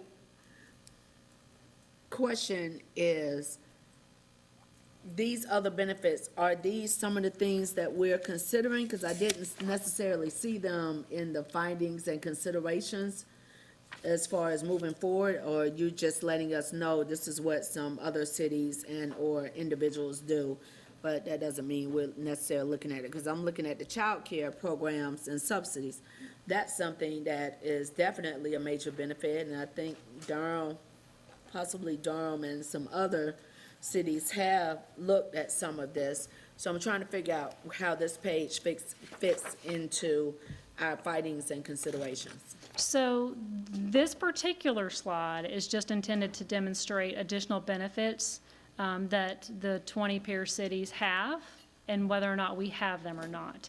So we have not looked at this to say we want to offer this or we don't want to offer that. I would say the longevity pay we used to offer, and that program was discontinued back in the 80s. The child care piece. 1980s, yes, ma'am. The child care piece, we actually are looking at this. One of the benefits analysts on my team has started a comparison of options, similar to what Starbucks is doing and a couple of other employers that are doing around childcare. So we're analyzing that data to provide recommendations, but they're not currently complete for this. It will be helpful if in the next update, if you can share that. You shared it a little bit, so the transit pass you have in there that is including Charlotte tuition reimbursement. So it would be helpful if we're looking at more than one or two of the others, just also having parentheses, doing a comparison or comparing, just so that we can get an idea of the direction prior to it coming before us in a full recommendation, knowing that we're considering some of these things. Well, I will take the fall for that. We've been kind of doing that on our own, so leadership hasn't been made aware that we're looking at that currently to provide that recommendation. I love the fact that y'all are, so thank you. Okay. So you see the list that was there, that the manager was basically saying all of this is on the table. I think for me, it's one of those ideas of, by implementing changes, are we making things more, meeting our benchmark, making them more equitable for the employees, or helping us with our recruitment or retention? Some of these things, if they particularly apply, to me, would make sense if we find out that we've got a group of people not coming in because of whatever these are. I don't see anything that comes to mind, but I certainly know and understand the value of 529 college plans as compared to the loans on the other side. I'd much rather add that as their option versus having to try to dealing with employee debt from college. So I do think that's something to really look at seriously. So next on our agenda are financial partners, and I'm looking at our time frame. And I know that we all love financial partners so very much, particularly those that are in our community neighborhood program area. So let's see, Phil, how Can Phil do this in 10 minutes? We talked about whether there's gonna be another budget. He could do it in 10. It's the Well, talk. we said we needed Wait a minute, I another said, can Phil do it in 10 minutes? I did not say how long the council discussion was going to be. And we always know that that takes a lot of time. So the answer to that is yes, Phil could do this in 10 minutes, but I'm also going to invite my friend and partner, Pam Weidman, to help me with the presentation. I'm sure she's grateful. Coming around the table is a copy of the presentation, but I also want to highlight that there's a thicker packet of information that describes financial partners and describes each of the agencies that applied for the partners. So if there's not specific information on a slide, it very well may be in the more detailed document. So to get this into a different view. So we use, okay. All right, so just to start, Ms. Weidman and I are going to give you an overview of the financial partner process. Specifically, we're going to highlight the agencies that applied for financial partner funding, and we'll review the agency requests. But I want to sort of make clear on the forefront, we're not making a recommendation today. We're just providing you the information of the agencies that applied. The recommendation will come back as a part of the city manager's budget recommendation in May. So let's just start and level set. What are financial partners? And financial partners are agencies that the city is contracted with, specifically to provide services that support key areas of focus for the city. So they're like providing an extension of services for the city. They contribute to the community enrichment. And in Ms. Weidman's case, she'll talk about partners that support departmental service needs as well. We generally categorize these in 4 categories. These categories are around funding sources. And so we have financial partners that fall under the general fund discretionary. We have financial partners that have dedicated revenue sources, partners that are funded by federal grants, partners that are funded by our PAYGO, capital PAYGO account, and then we have a category of partners that are actually a combination of federal grants and PAYGO. I'm going to talk about the first 2 categories, and Ms. Weidman is going to talk about the second 2. And so I just want to highlight an overall, the process that financial partners go through. These are like providing grants, and so we ask our partners to submit information like anybody would submit for a grant.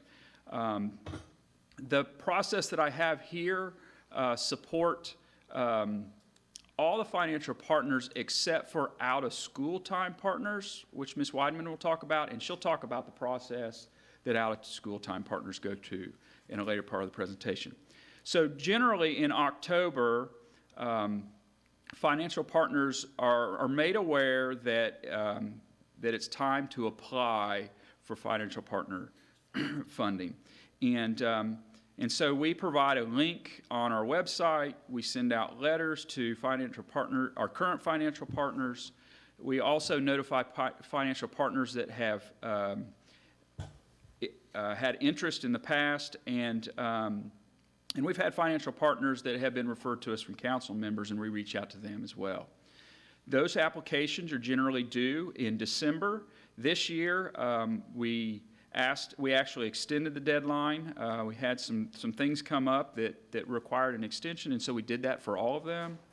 And then in April, we come back to City Council like we are today, and we give you a summary of the partners that have applied, and then the recommended funding will be in the manager's recommended budget, and then June, Council would vote on a budget which would include financial partner funding. So just to summarize, in the general fund discretionary portion or category of financial partners, we had 9 agencies apply for financial partners. 6 of those agencies are existing financial partners. We have 3 new agencies. And you can see the Arts and Science Council applied, the Charlotte Regional Business Alliance, which was formerly the Charlotte Regional Partnership, applied. The Community Business Initiative applied, Safe Alliance, Tree Charlotte, the YMCA of Greater Charlotte, which is administering the My Brother's Keeper program. And then we had Intech Foundation's Junior Achievement and Women's Business. Mayor, Can we go back? Ms. Mayfield, yes? when are we gonna have time, and in what committee do we actually break down and discuss all of these requests prior to them coming before us? I think that's an excellent question for Mr. Jones. So, Mayor, members of council, I guess what I inherited was these decisions being made before I presented the budget. Oh, no, sir. And so what I am recommending that when I present the budget to you on May 6th, it's your budget then, and it's whatever you decide.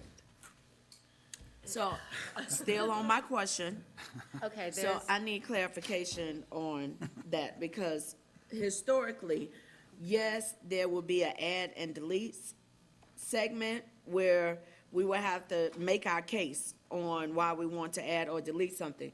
Having something presented to us with names and no background and a dollar amount and no background is a little unusual. So, no, You there's, have, you have the packet with No. you. okay. you I mean, get- tell what you mean by background, so that Okay. we can all understand. So, receiving a packet right now ain't doing me no good while we having this conversation. What I'm saying is before it even got on this, out, before anything was printed on any paperwork with any name associated with any dollars, there should have been a conversation with council to even know, opposed to being presented with, okay, here's our recommendation. So therefore, I'm just asking, prior to you presenting us with the budget, when do we have a chance as a council to have a discussion about not only these increases, but also a discussion regarding new funding requests, since not everyone is familiar with these new funding requests or the additional requests like Charlotte Regional Business Alliance. It might seem like a small amount, but we had conversations about the fact that we funded one, not the other. Y'all combining, we already gave you money, are you coming back for more? We asked that question Sure. from someone sitting here, so I'm just trying to figure out, when do we get to delve into this? Right now. So right now, what Phil is No, sir, presenting, not right now. what Phil is No, presenting, I think I understand what Ms. Mayfield is saying, is I'm that we're hoping the getting an manager overview, understands. but you're saying, right now isn't the time, there needs to be some more in-depth, and I see Mr. Phipps in the Budget Committee saying words to me that I can't, and so I need that, but you've heard that one, let's go ahead, I think we have 2 other people with some concerns, so Mr. Bakari and then Mr. Eggleston. Yeah, so the other side of that coin is we need to make sure we avoid at all costs what we did last year, which was sit around here when we learned at the last minute of what the fund balance was going to be, and we all started shouting out names of things. Right. So, I agree with Councilwoman Mayfield on what, we need more justification and not a first time hearing it, but also maybe some way to work through some kind of Q&A. And then if there's a process and there's a legitimate need and stuff like that, that should be getting routed through something now.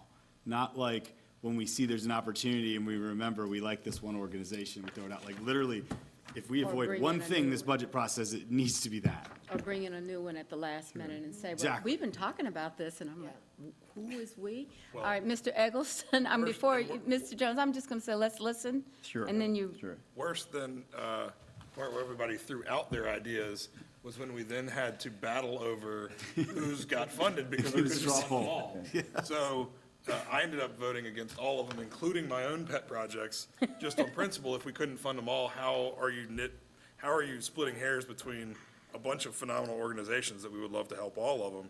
And so I've got, and maybe it's a fix for the next budget process, and I don't know how this Oh, ever. no, not the next budget process. No, but I'm saying like, to Ms. Mayfield's point, maybe the conversation needs to start earlier and go a different path for the next budget process. We can't change that we got. Oh, yeah, we can change this one. Wait. We can't now change got- what wait, happened before I today. got you, Miss. Unless you know All something right, I wait, don't know. wait, Time wait. machine. You got, So, all right, wait a minute. we can't change what happened before April 3rd, 2019. Okay, so, But I just think that there's got to be, because, new funding request, and then when these are laid out as, well, they're now requesting X percentage of dollars more than they used to, if we were to not give them that, that will be portrayed by many as a cut, even though it wouldn't be a cut to their former funding. So it creates a lot of situations where people are put in a spot where they look like they have to, like they're cutting money from a very deserving nonprofit, or they're picking one over the other. And I agree, that was my least favorite part last year, was us all debating each other on which ones should get money and which ones shouldn't, and I would love to avoid that as well. okay, so we got 3 and 2, let's figure it out. Mr. Phipps, what would you? Yeah, I'm trying were to your say words? is, these represent the application process that the partners presented and their raw request, right? So this doesn't mean that this is what you might eventually decide in your recommended budget, which you think that we should go with, right? Correct. So this is just a result of them applying, putting their wish list down, and this is their raw list, but it hasn't been vetted through you yet in terms of you looked at it and you decided that, hey, my recommendation is going to be something less than this, and then it comes to us. Correct. So I don't know where, unless we want to take over the application process from the beginning at that point and try to vet these raw numbers. I mean, is that what we're saying? No, wait a minute, I don't think anybody said anything. I think you just heard concerns. I still have one more person express. Ms. Mayfield, do you have, I'm going to, Mr. Newton, yes. Yeah, so I'd agree with my colleagues. These were applications, when I'm looking at the previous 2 or 3 slides before this, these were applications that were received as of January. We're talking about, there has been a lengthy period of time here where we could have had some council input, particularly on a committee level, and helped us, right, better inform us at this stage where we're not feeling like we're being blindsided. Okay. It wouldn't be the managers, right? Ms. Mayfield, do you have Yes, more to thank you, say Mayor. about So, this? for clarification, if we're saying that these are all the applications that were received, and here are all the potential requests, that's one conversation.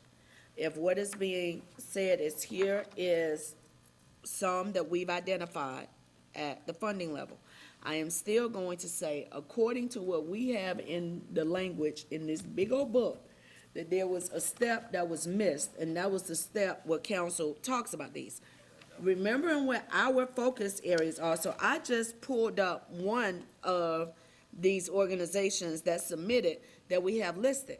Anytime we, city, puts a name next to a number on anything, as far as the community is concerned, as far as that organization is concerned, it looks as if it's a done deal. For those that have been around this dais for any period of time, you have seen where things have been listed, and then it became a broader discussion when it came time for us to dialogue whether or not it falls in the add and deletes, and the expectation that this is a done deal. Some of these things, it will be helpful to understand how something that clearly should fall into CMS or potentially the county is something that's becoming a line item for the city. When we have had conversations in the 2 years that you have been in this role about refocusing our focus areas and getting back into the business of the city, because the county is in a very different financial position than it was a few years ago. CMS is in a different position.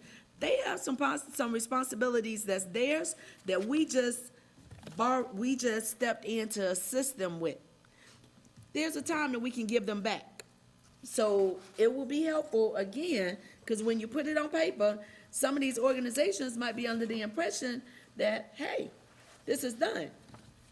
We have done that. We have been there. I have one more person, Mayor Pro Tem? Well, I think to that point, I'd like to know how closely any of these align with our priorities. You know, the mayor's redone our committees, so it would be great to have another box to, I don't know, somehow measure how this ties into. It'll be great to know what our priorities are, but, yeah, that would be Well, helpful. we stated them you know, we talked about them at the retreat, so how do any of these tie into those? And then you know, the Arts and Science Council, for example,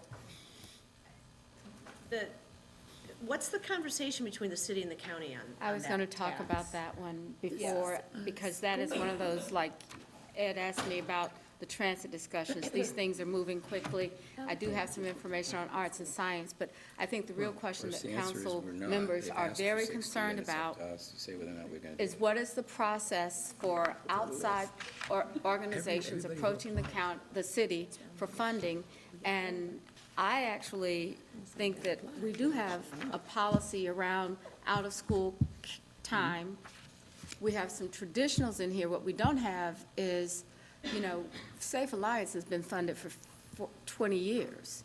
The regional partnership was something that we funded, but what does the alliance mean? Arts and Science Council, we've always funded, but I don't think that the staff could come into you and say, well, we got 3 new requests and not tell you.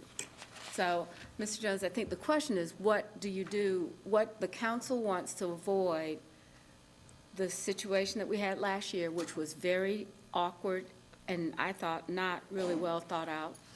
And so what do we do about that and getting to a place that we can move forward with your recommendation? So, Absolutely. So, to Councilmember Mayfield's point, this is everything. These are all the applications. Nothing's been screened out. Nothing's been ranked.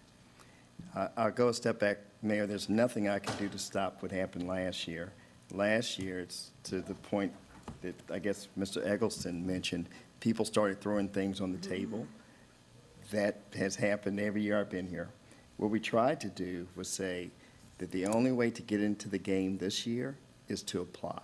right. So if everybody agrees with that, there are no new additions. So this is the universe. And anybody who was in play last year, we made it very clear to them, to get back in play, you had to apply. So I don't think that, and somebody can correct me, that this process has ever gone through a committee. What we did differently this year is we didn't do recommendations, because we just want you to get the information as is, and I think you have everything that was submitted, and this is where we are. And so Phil was attempting to go through what was submitted with no recommendations, which I believe is the guidance that we received last year. Mayor, one Probably should have started with that. Eggleston? So just so that I'm clear, because if I am, I feel a lot better about it. Anybody who received funding last year, and tell me if it was beyond that too, but anybody who received funding last year through whatever method of our process was informed that the new process required this application. Absolutely. So nobody could come now and say, well, I didn't know Absolutely. that I had to go through this process. Absolutely. Even those who didn't receive funding, we said, if you want to get in play, this is the only gate. All right, then I feel a lot better about it. And then I think what Mr. Jones is saying is that if there's criteria beyond the council priorities for him to consider, and you met the deadline, which his recommendation would come forward based on the council's priorities. And without those, if we don't have that agreement, we need to give him some guidance about that. Absolutely. All right, Mr. Phipps? Yeah. So, Mr. Jones, did we have any organizations that applied but didn't meet the criteria in the final analysis? As far as I know, you would have to have missed the deadline not to be Every included. organization that applied, we're showing you tonight. No, he No. didn't say qualified. He said Everybody that if they applied. sent it in, it's on your list today. Ms. Whiteman, there are Someone that two did not? Are you thinking about some organization? two out-of-school partners that would weren't have? eligible, No, right? just in theory, if they But haven't they're been in on the business list. 3 years, they would Everybody that qualify, applies on the right? list. So they shouldn't be up there, right? I don't think there's criteria around the 3 years in this area. We created it, When, is that the policy for we have a out-of-school time, or created that. was that from out-of-school time, or was it for general fund wise? Discretionary. We created it for any new partners in order to make sure there's stability in that organization before coming for government dollars. Okay, staff, I think you need to figure out if that was, where we did that, and, I mean, I'm not sure that all of these people would qualify, but, I mean, I the thought- bottom two would, but I don't know who Intech Foundation is. but- right, I think we need to pull out any list that says, here's the criteria that the council approved, and have that as the criteria that the manager has, and if it's 3 years, it's 3 years, okay? All right. So, I don't know, I think the summary on the page is enough. I don't know that we need to walk through, I mean, all of us can read what these people are saying, and I guess maybe the only ones that we're not familiar with would be, I don't know what has gone on with My Brother's Keeper. I've had 1 or 2 meetings, and I know that other people on the council have gone to meetings. And I'm not sure. I saw Michael Duvall yesterday. He says, I need to get you up to date on My Brother's Keeper. So that might be one that we need to really learn more about and actually have some information. Intech Foundation. I think the question is, do you want staff to go through the ones, if this is the window of the people that possible, do you want to walk through each of these as a council? What's our plan for, Mr. Phipps had at different points talked about adding budget workshops. Where did we land on that? When are what, is this our opportunity? No, And our only I think we we still have 2 additional meetings, but as far as another workshop, I Committee didn't get meetings it. or full council? What kinds of meetings were those? Full council Full meetings? council meetings. Right, The budget's pretty much a committee of one, right. Because Yeah. it's our document. So let's walk through these applications and go through them so council has the information about them. And then I think we need to do a follow-up memo on the criteria. Mr. Driggs? I think it's relevant to ask what capacity you think we have to accommodate these requests, because we could end up, making tough choices about who to fund based on input from you as to The fund balance. how much have you earmarked in your budget for all of this? So we always start off with where we were the previous year. Because you've got about 2 million plus of increases and new requests in there. Right. So we're going to have to then consider those in the context of excluding someone else. He's going to or- make a recommendation first, They're still making a recommendation to us. based upon the criteria that we just talked about, the 3 years, within our priorities. He's going to give an assessment, and then I guess the question would be, do you have a majority of council that would see his assessment as being off the mark? Okay, Yes. let's go, Phil.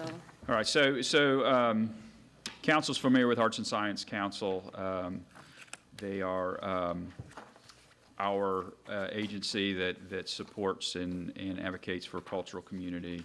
They're asking for an additional request of $250,000, and specifically their application listed that they wanted to enhance their cultural vision grants that they offer to the community. They wanted to support Studio 345, and they wanted to apply the $250,000 to their general operating support.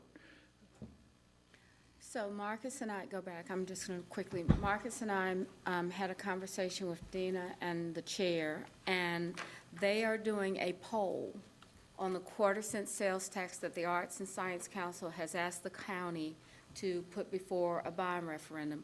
And they're going to actually do a poll to see if the community wants to do a referendum on that.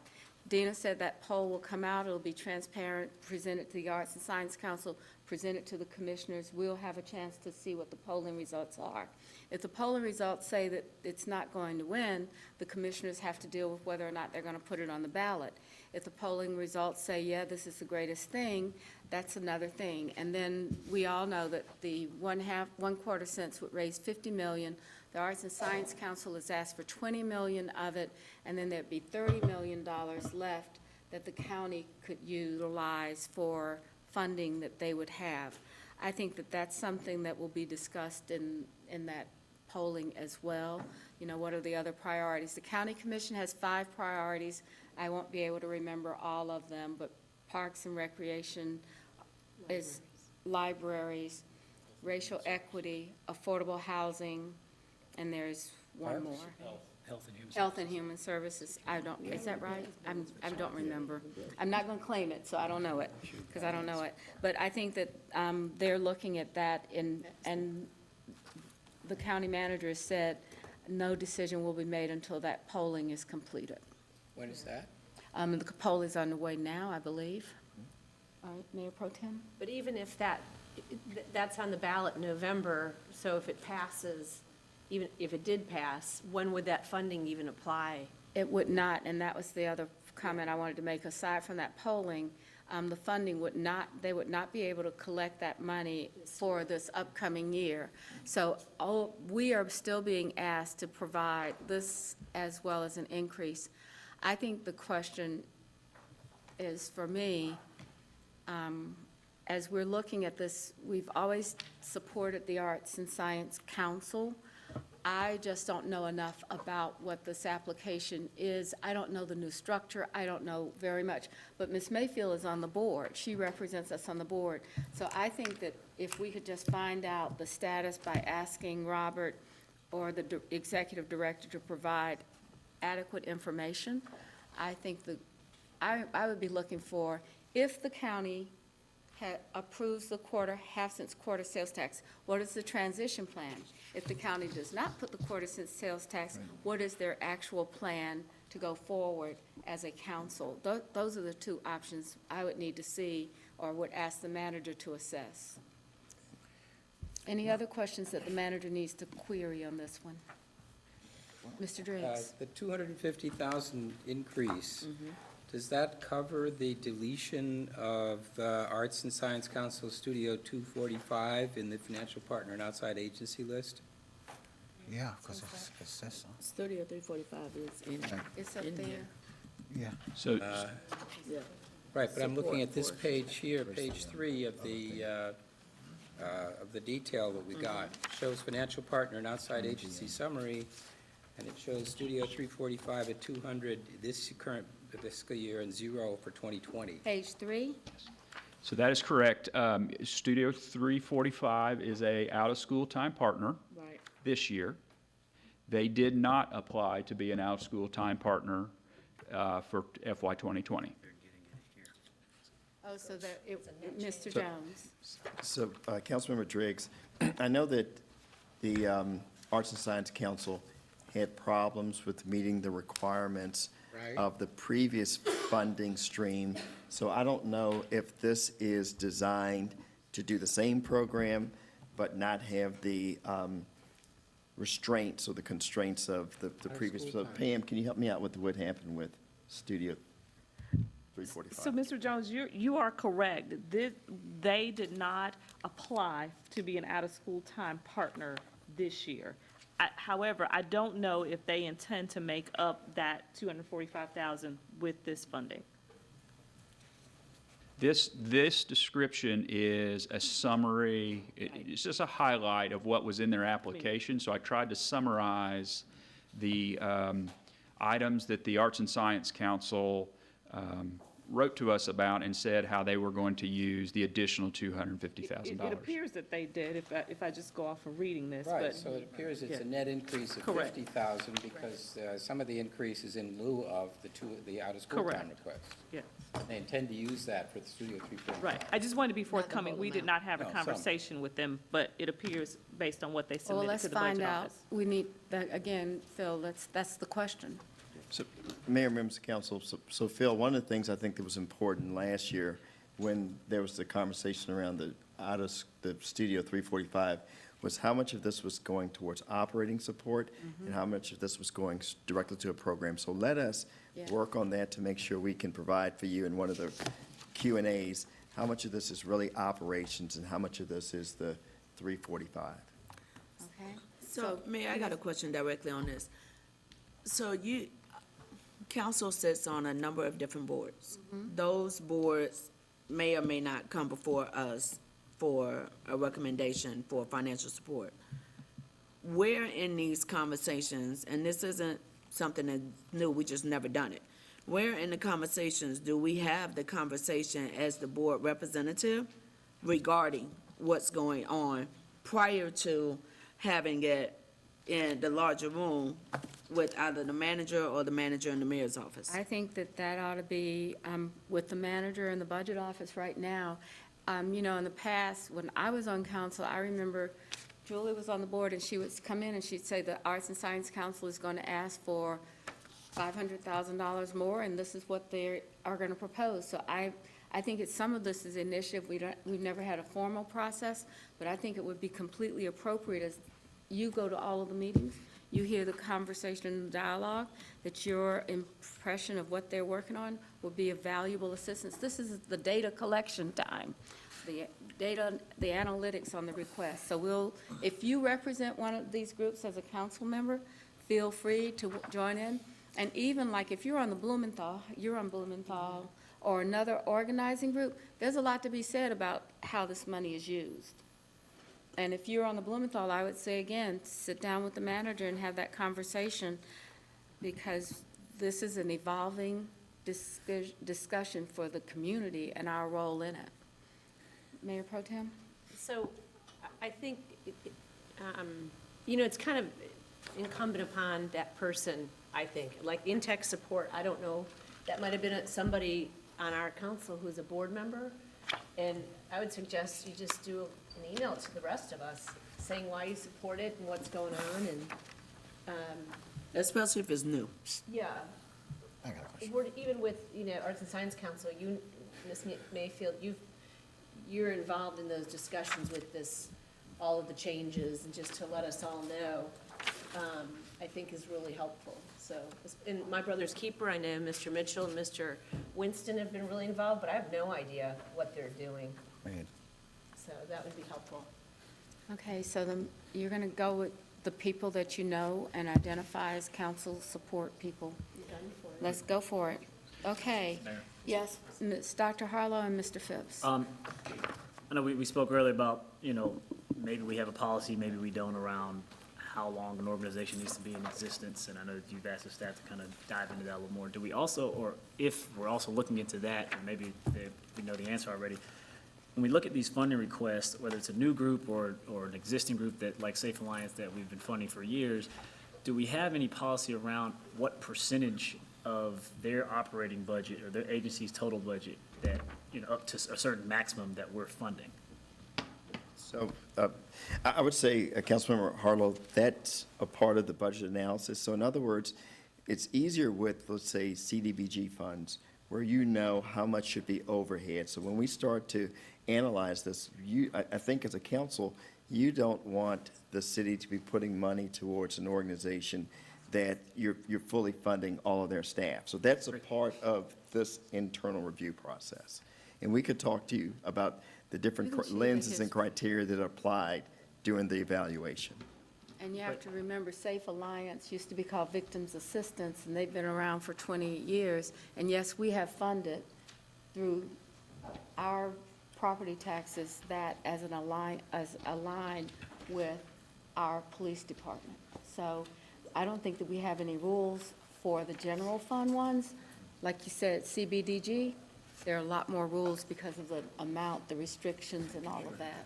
And Mayor, if I could add, if you look on page 7 of the larger document, you will see the policies that that a previous council, and I think there are some of the provisions that Ms. Mayfield talked about, but they're specific to out-of-school time partners.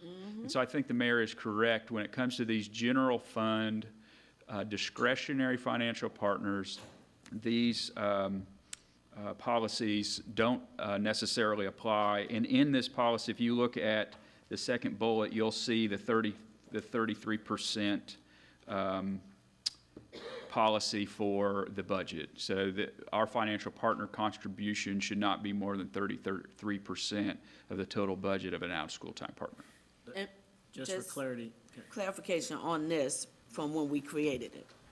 got it. But for the discretionary, I mean, the Intech one that, you know, is a brand-new request, right? And in the larger packet, you know, the total operation budget is, I had it was like 240, and they're asking for 60. That's 25-ish% or so. So if they were out of school time partner, it'd be under the 33, but there's no set, you know, limit there that we use for those discretionary ones. There is not, and that I'm aware of. Now, at your request, we'll go back and we'll look, we'll scour the books and the history to see if there's anything that we can find. But my understanding is general fund discretionary is general fund discretionary. Just discretionary, okay, got it. I think it would be helpful to talk about how long we funded, what we've seen, metrics. I think some of these, the metrics will be astounding, and others we won't know anything about. And so we just need to work on it, because some of them have been going on so long that it's just generally accepted. Ms. Mayfield? So, Mayor, I believe we also have an opportunity here to rethink general fund and requests.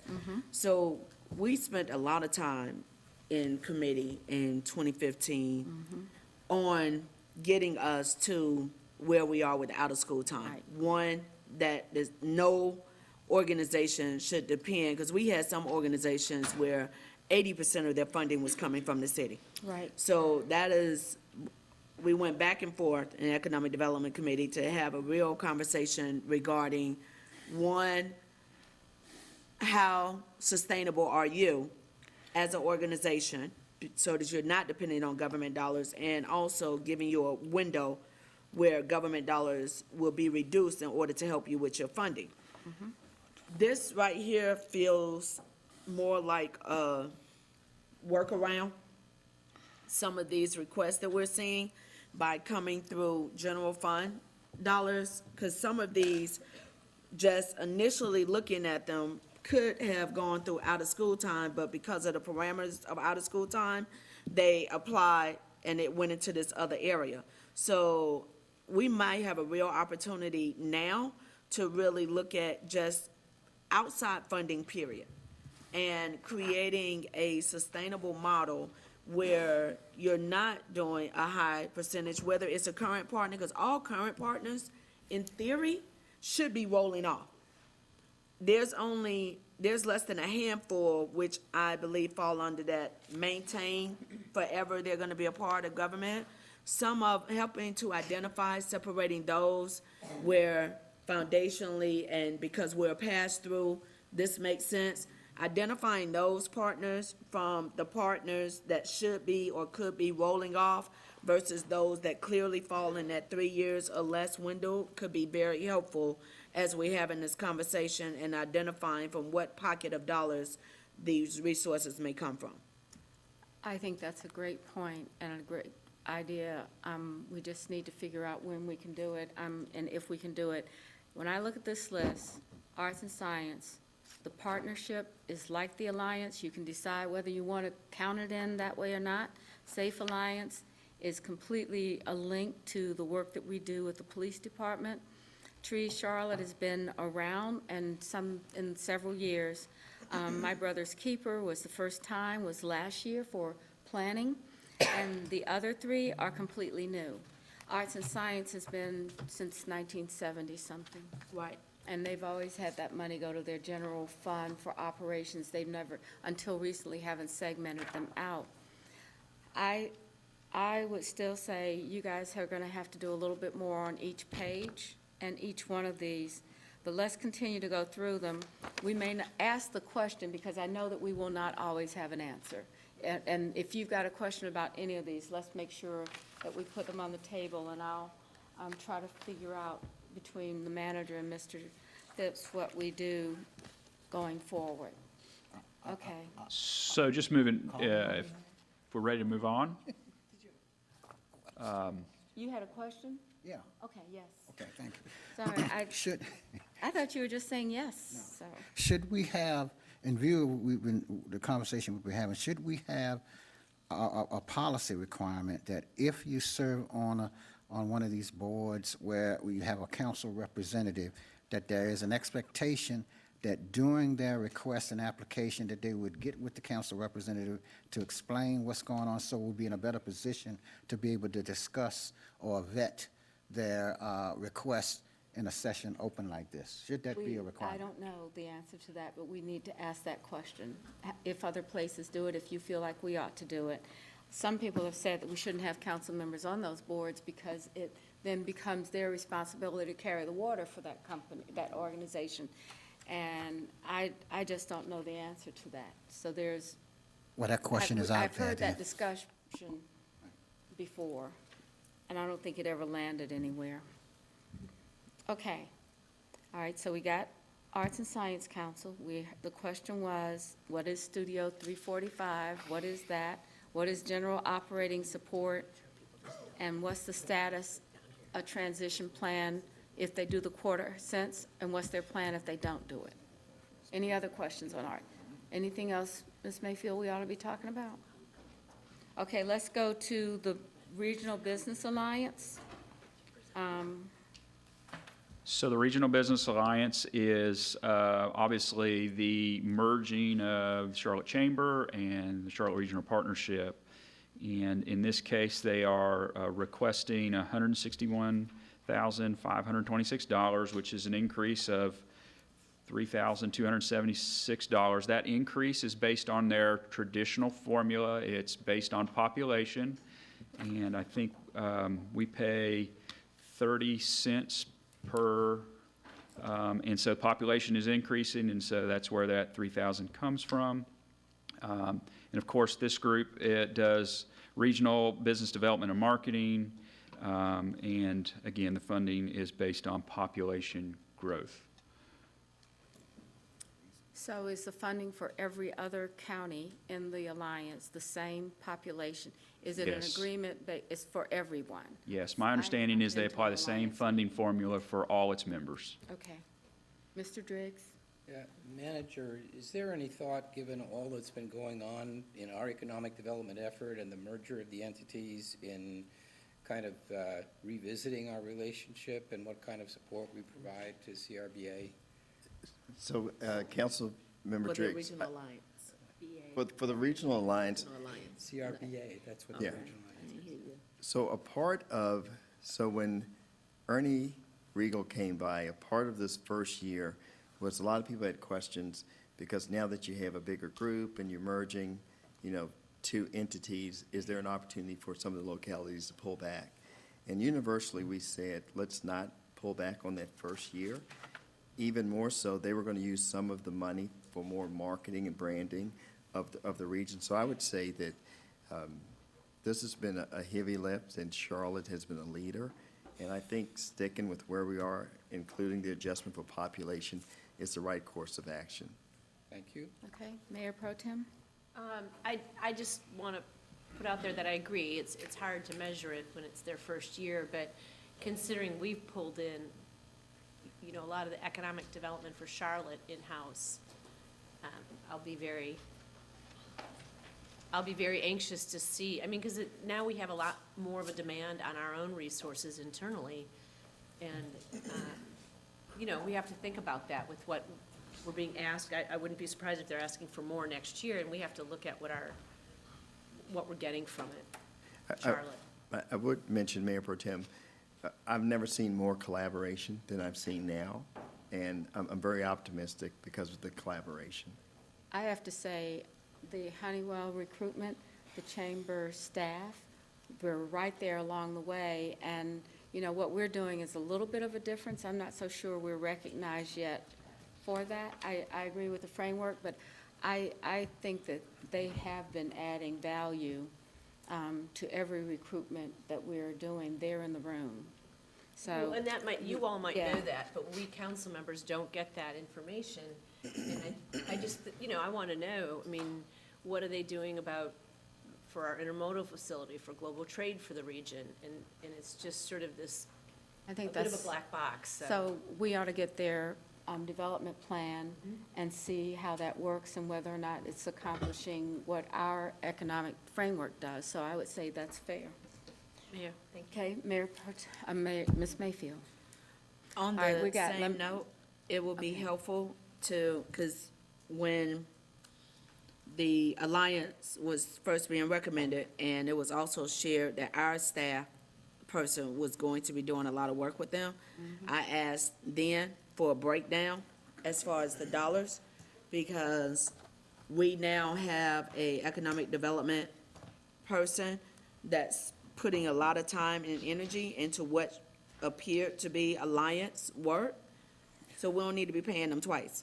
And it would be helpful to know clearly what they're doing. I personally was hoping that this number would have come out at the same, not with any increase, until we clearly know what is their role versus what's our role in partnership. We already have a staff person that's putting a whole lot of energy and time into helping with what they're doing. That's funding of government dollars. Here's a request for additional funding of government dollars. It would be really helpful to clearly, opposed to having our version of the Mueller report with just a couple of bullets to know exactly what we're doing. Sure, we can give you update on the actual breakdown of the budget for the Alliance. Okay. All right, Mayor, Mr. Driggs. I just wanted to say, I don't think last year's number is relevant, given everything that's changed. I would like to see a business model for the new organization and our relationship with them that defends this Sure. number and Sure. says that this is the right number. So I'd just like to put one thing in the room, that when we start to think about this regional alliance, these are all over the country. And so somewhere in here, we have to understand that when there are some economic development opportunities that come to regions throughout the country, they come through these regional alliances. So to just assume that we could not be a part of this is something that I would just caution you as a council. I'm not suggesting we not be a part of it. I'm just saying that that number is arbitrary in the sense that what we were doing before and what we're doing now are very different. So I just want to hear some sort of rationale for the right number, whether it's more or less. And even with the right number, if everybody else has agreed to it, we might just need to know that, even though it might be the number that we have to use. Does that make Right. sense? Yeah. I mean, if we've got every other county saying we're gonna do population, and we're kind of, If they can do what we want them to do. yeah, do that's that, what, I'm so- just saying, it might be a way to, we need the information, but at the same time, it's an alliance, and a lot of this we help try to make better, and I don't know if your assessment just from where we are, it seems better to me, but, okay, the next one is CBI. We funded since they were created. We went from a larger amount to a smaller amount, I believe, but the 50,000 has been pretty consistent. 50,000, they're not requesting a funding increase, and this is a group that has worked hard to build capacity within individuals and organizations to become a more inclusive and equitable community. And you can read the things that they do. So again, they're not asking or requesting a funding increase. Any additional questions for the manager to consider? Okay, what's next? So Safe Alliance is a group that, you can see their mission statement, to provide hope and healing to those impacted by domestic violence and sexual assault. Their FY 2020 request is $445,613, and this is an increase of $63,061 from FY 19. Specifically, what they're trying to accomplish with the increase is to add an additional attorney to their staff to provide additional legal services to their clients. Ms. Mayfield? It would be helpful to see the breakdown of their overall budget and how this request fits in. Okay. I wanted to just say that does everyone know that we've been working with Safe Alliance on a family justice center? Is everyone on the council aware of that? I'm aware, yeah. I think we ought to make sure that people know that we've been working with them with this idea of support. And I don't think that this covers that. But what I have said is that if we're going to do the Family Justice Center, it has to have the correct governance. It shouldn't be a place where you just put people into the office building because the office building is there. We've seen that with the Children's Center that did not work because they didn't do the governance before they got there, and therefore the building is basically an office building where everybody pays rent. Not to say that proximity doesn't bring around good relationships, but it certainly didn't reach its ultimate or optimal goal. So any questions on, and additional questions besides the numbers on Safe Alliance? Okay. B. Charlotte. So, council's familiar with what Tree Charlotte does. Specifically, they really organize volunteers around tree plantings, and they've been an essential partner to helping the city achieve its 50 by 50 goal. They are asking for $150,000, which is an increase of $50,000 over last year's budget. Specifically, this $50,000 is to help them plant 7,000 trees throughout our community. Their application, it's not on the slide, their application said that they would purchase 3,000 7-gallon trees. It's the size of the tree with this additional money. And so, again, they are linked to our 50 by 50 goal. Okay, Ms. Mayfield? So, Mr. Manager, I asked last year regarding Tree Charlotte and attempted to have a very different conversation. So it will be helpful, again, to look at the breakdown. What are the salaries of the staff as far as the breakdown of funding? Because our language allows clear cutting. We have dead trees in older neighborhoods where especially our seniors and those that are under 80% AMI, area median income, can't afford to remove these trees. So the idea of adding additional money to plant trees when we're not having a real conversation of what is the tree canopy we're losing is a challenge. It will be helpful to know outside of that number that we threw out there by a certain period of time. I haven't seen any updates that tells us how many trees have we lost, either through clear cutting, dead trees, who's tracking that outside of the arborists, if you call them out, to justify additional money to plant trees when we have trees that need to be taken care of today.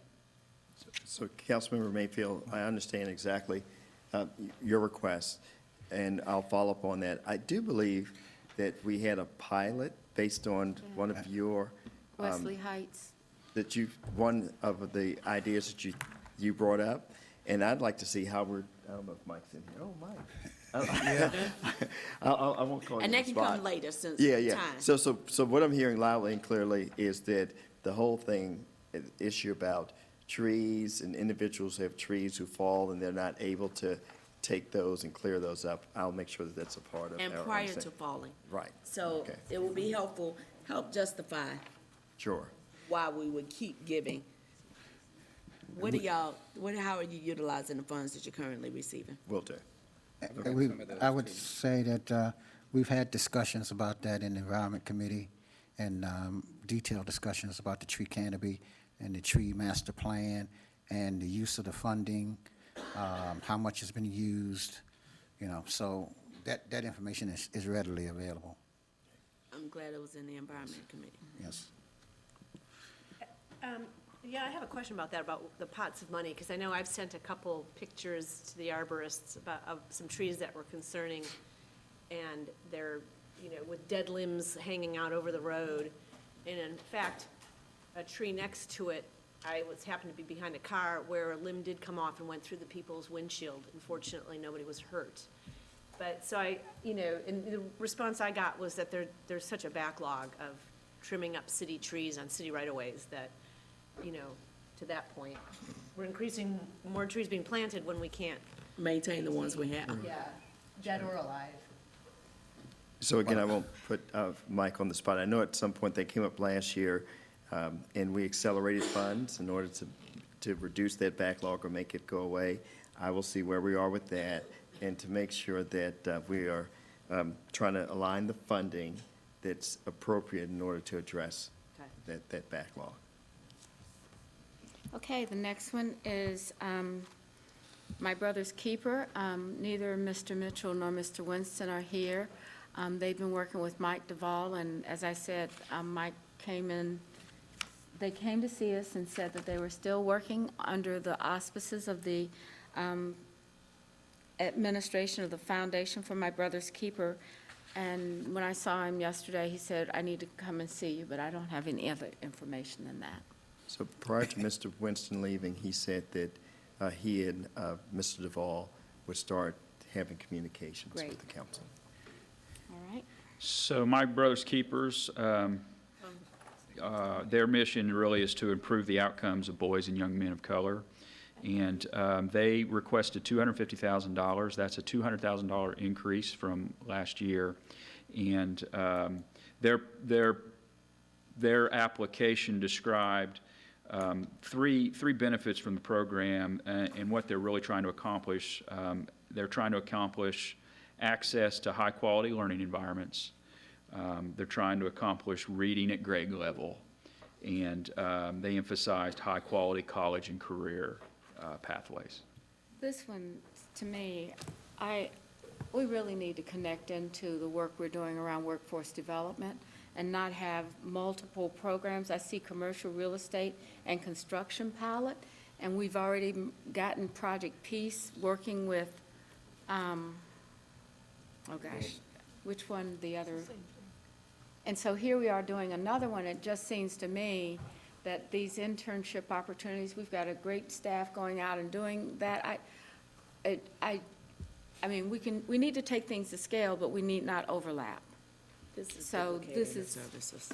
It's what? Duplication. Yeah, but we need the growth, but it needs to be coordinated with what we're doing. So I'm just not sure that we've had any conversations around how do we do internships, and how we're doing all of these apprenticeship programs. It's just something I know nothing else about, except what I read. Okay. Mayor, Uh-huh. along with yours, if y'all can give us a breakdown of the administrative costs for this program. Yes. Next one, Intech. So Intech, and again, you can read their mission. Their mission is to really bring technology skills to young ladies. And this is our first time requesting funding from the city, and they're requesting $60,000. Okay. On this, I think we do need to know, this is one of the other things, who's on the board? How long have they been in existence? What is this? Microsoft does an Intech summer program for middle school age girls every year at their campus that we support or provide people for, but they do all of the funding and training there.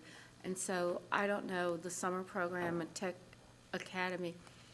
Again, lots of people doing really good work and caring, but we need to make sure that they're done collaboratively and to scale, in the appropriate way. Any other questions on Intech, Ms. Mayfield? So, for future questions, when we receive an application, somewhere in there, hopefully, we're having a conversation of this could be a better fit with, opposed to it even making its way to council. Because as was mentioned with Microsoft, we have a couple of other partners that are doing this exact work and have been doing this work for a number of years in our community without government funding. Right. Somewhere, Girls who code, hopefully, when staff is reviewing these applications, we're identifying our partners out there Yes. opposed to bringing it to us. Yes. Because when I pulled this up, Yeah. that's a school that really looked like CMS and some other things before coming to the city. Okay, so Excuse that's, me, I gotta- Mr. Phipps. So it seems like we're saying, I mean, I don't know, it seems like we're saying we want you to make a cut before you bring it to us on these, instead of bringing us the raw information that which you've gotten it. We don't want, we seem to be saying we want you to make some decisions prior to even bringing this list to us. If it And I doesn't don't fall in know- our priority area. Well, I why- mean, don't I think waste that time they with should, it. I think that what the manager is doing is giving us the total population of what's been presented, but he hasn't made a decision yet of whether or not that these are going to be in the final analysis what he recommends to us. He's just giving us the benefit of what's been out there, the population. And I agree with that, and we're giving him the benefit of the questions that we would ask in 3 weeks today. Right. And I think those same questions that we're asking, he'll be asking himself when he actually goes through this and recommends in his budget recommendation what he wants to bring before us for consideration. And that's making an assumption, because the whole point of us having this conversation is to clarify, hey, is there opportunity for us to rethink how we're moving forward? And if you have any application, do we have partners that's already out there doing that work, opposed to creating yet another line item or helping to support another organization that eventually will be fighting for the same limited funds? Okay, let's go on to the next set, which are the 2 general fund dedicated revenues, the convention center, occupancy, hospitality, I'm sorry, the Women's Business Center. And junior achievement, junior achievement. Okay, junior achievement. So junior achievement, again, it's a group that provides financial literacy for youth. And they've first-time funding requesting $35,000 specifically to expand their junior achievement BizTown program. And that program is really a program designed for 5th graders to help them develop business skills, budgeting types of skills, and soft skills that they'll be able to use in the future. And then our final partner, new, is the Women's Business Center, and they are requesting $50,000. And in their mission really is to help women-owned businesses thrive. And again, they'll be using $50,000 to help increase professional development training sessions for women, minority, and veteran businesses. Mayor Pro Tem. Could you go back to that, Phil? Yes. Did that say 12 county district? They do. They provide services to a 12-county district, not dissimilar to the regional partnership. We're one of them, and it's my understanding that when we have potential business owners come and need services, it's not uncommon that our staff direct them to the Women's Business Center. Well, the question would be, do the other counties also chip in a like amount, or are we funding a program that's multi-county, Or are we benefiting doing, across counties? are we doing something that Central Piedmont does, that the incubators do? I mean, I think increased professional development training, lunch and learn sessions, workshops, they're abundant. Well, I mean. The question is, what makes them unique, or what separates them from other? I guess it almost feels like we need to look at, because the last 3 or 4 of these have all been workforce development type programs. It's almost like we, as a council, need to say, we want to put a certain amount aside for workforce development and prioritize it, and then, I don't know, maybe we've just. I think we ought to be doing our workforce development programs in conjunction with the private sector. I don't know, I just don't know that Well, yet. I mean, we haven't even decided on how much we're going to do for our internal operations for workforce development. Okay. And so, I just would like to see, I mean, I'm all for the city of Charlotte empowering women and entrepreneurs, in particular, women of color entrepreneurs who are very underserved, but but those that are in Charlotte, so that would be the Mr. information Eggleston? I'd like to.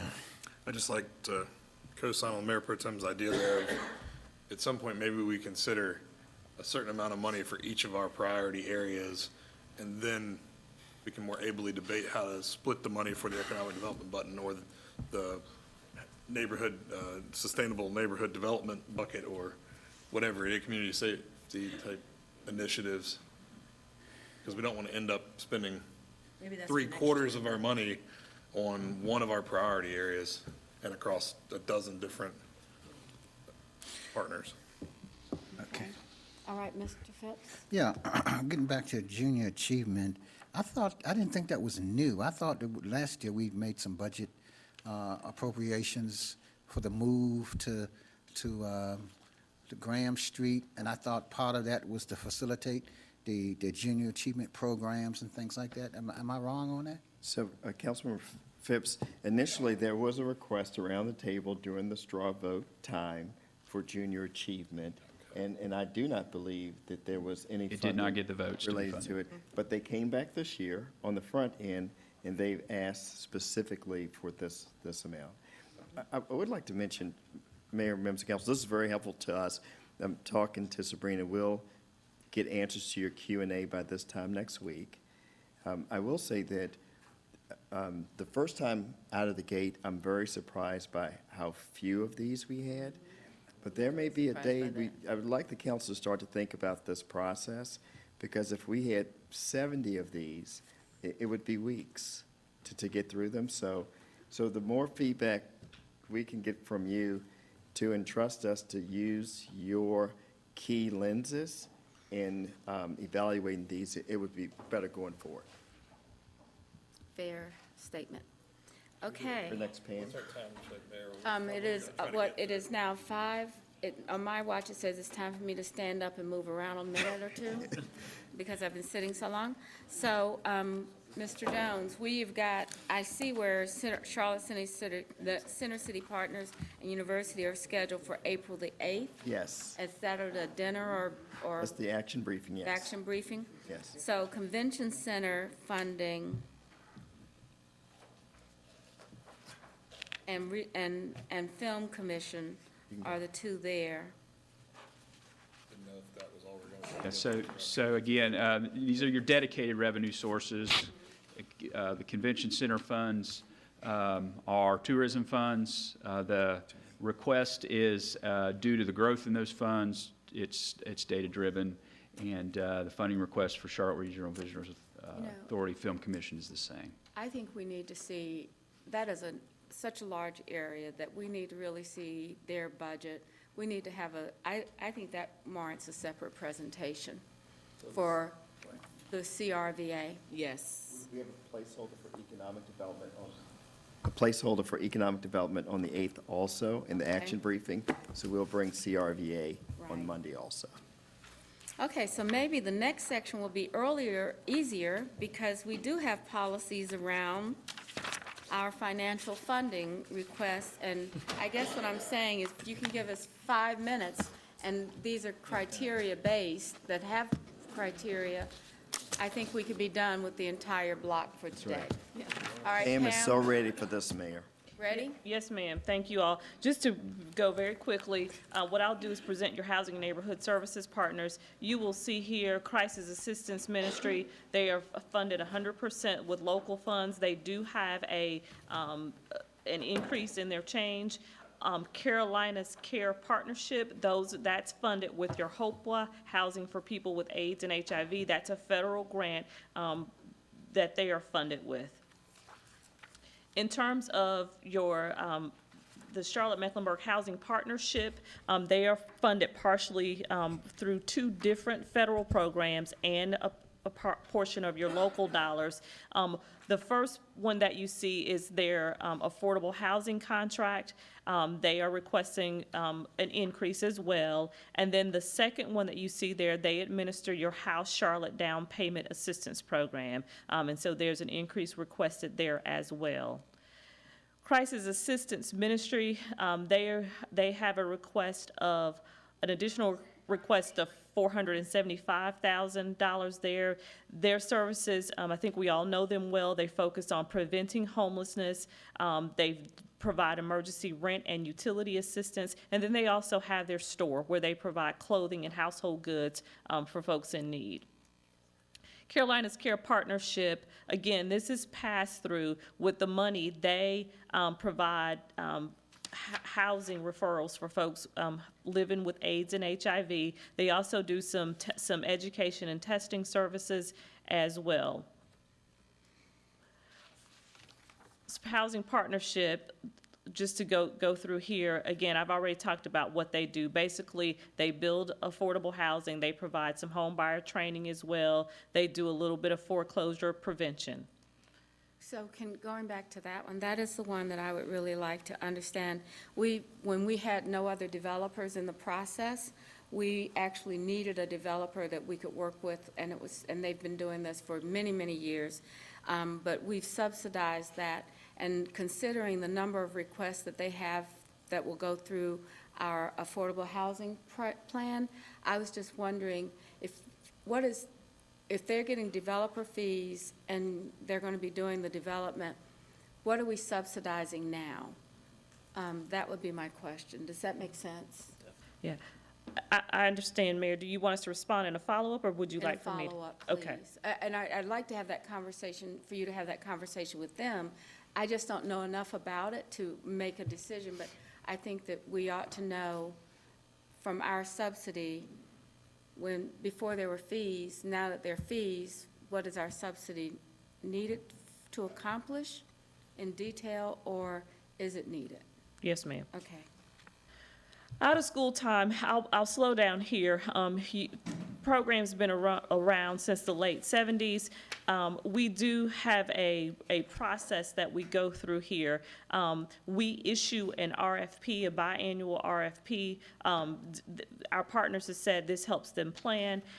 We also, I would say, in evaluating those proposals when we receive them, I really want to point out here that we have community participation. You can see who the members are, or the organizations represented here. I won't read it to you. And I would also remind you that we use our federal CDBG program. We use our public service cap to fund our out-of-school time partners. Here, this just outlines our process. Basically, we started in October of 2018. We're at the process now. The manager will bring back his recommendations in his budget, and then they will start their programs once they're funded again in September. And this is just detail about who we funded and what's been requested this year. We've already talked about arts and science, so I won't go there again. And so you can kind of just see what the requests are. I think that the takeaway is that we have more requests than we did last year overall. Okay. If you can also send the criteria that we use, that would be helpful. Yes, ma'am. Whenever we get that recommendation, including that. All right, thank you, Pam. Thank you to the team. We did a lot of stuff today. I think it was really valuable time added, so I think we're adjourned.